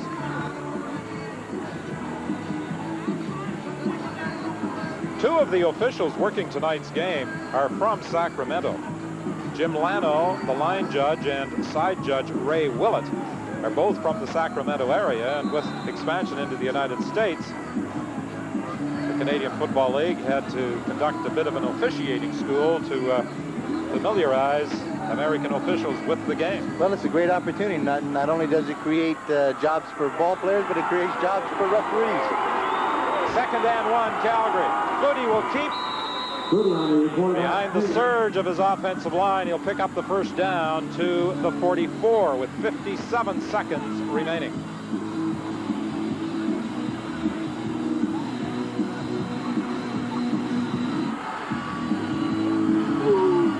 John Hufnagel signaling to Doug Flutie. Now he's going to send in a play with Andy McVeigh coming into the ballgame. Going out is Will Moore. Wally Buono leaves the offensive responsibilities totally in the hands of John Hufnagel. As Wally said, he does dip his fingers occasionally into the defense and the specialty team. Kevan Jenkins cuts it back. He gets a big first down and carries inside the 30-yard line. Bobby Humphrey took the feet out from under Kevan Jenkins, but that also takes the clock down to 31 seconds. Kevan does a great job as Doug Flutie hands the ball off deep to him. Then he can see the whole line of scrimmage and see after the flow of where the defensive linemen are going. Then he cuts it all the way back across the grain, shows some of that terrific speed that he has, gets his head pointed upfield, and keeps the ball and keeps the clock running, more importantly. Right offensive tackle Ken Moore did a pretty good job of sealing things off and opening the hole. The clock running, and Flutie quite content simply to take those final seconds off the clock. Sacramento, remember, has used up its timeout. So they are powerless now to stop the clock. 13 seconds remaining on second down, and this should be the final play of the game, as Sacramento will go down to its third straight loss, but a very inspired effort tonight from Kay Stevenson's team. And Wally Buono's record of never losing a football game in the month of July remains intact. Well, that's got to be a guy. Obviously, you're disappointed as far as Kay Stevens is concerned with the outcome of the game. But from where they were last week to where they looked like they were and arrived this week, it is day and night. Two different ball clubs. And I would not want to be the team facing these guys next week. Calgary, on the other hand, has got to be a little upset. I don't think they can be very happy with the fact of the way that they started out, but a sense that they showed some great experience in coming in and closing this game out and being able to come away, very luckily, with a win. Well, the Saskatchewan Roughriders get an opportunity to face Sacramento a week from tonight, and it's going to be a tough week for Saskatchewan. They play Wednesday in Edmonton, and then here in Sacramento on Saturday night. Meantime, Doug Flutie and the Calgary Stampeders can now get ready for a visit to BC Place Stadium. They will take on the BC Lions on Saturday night, and we will have that game for you on the full CBC television network. Larry Rickman, the owner of the Stampeders, very pleased with the way his team has started the 1993 season in defense of the Grey Cup. Scott? Okay, Don, Doug Flutie and the Calgary Stampeders come to Hornet Field in Sacramento and claim victory, albeit just. The gold miners gave the Stamps all they could handle tonight. Our post-game show is coming up in just a moment.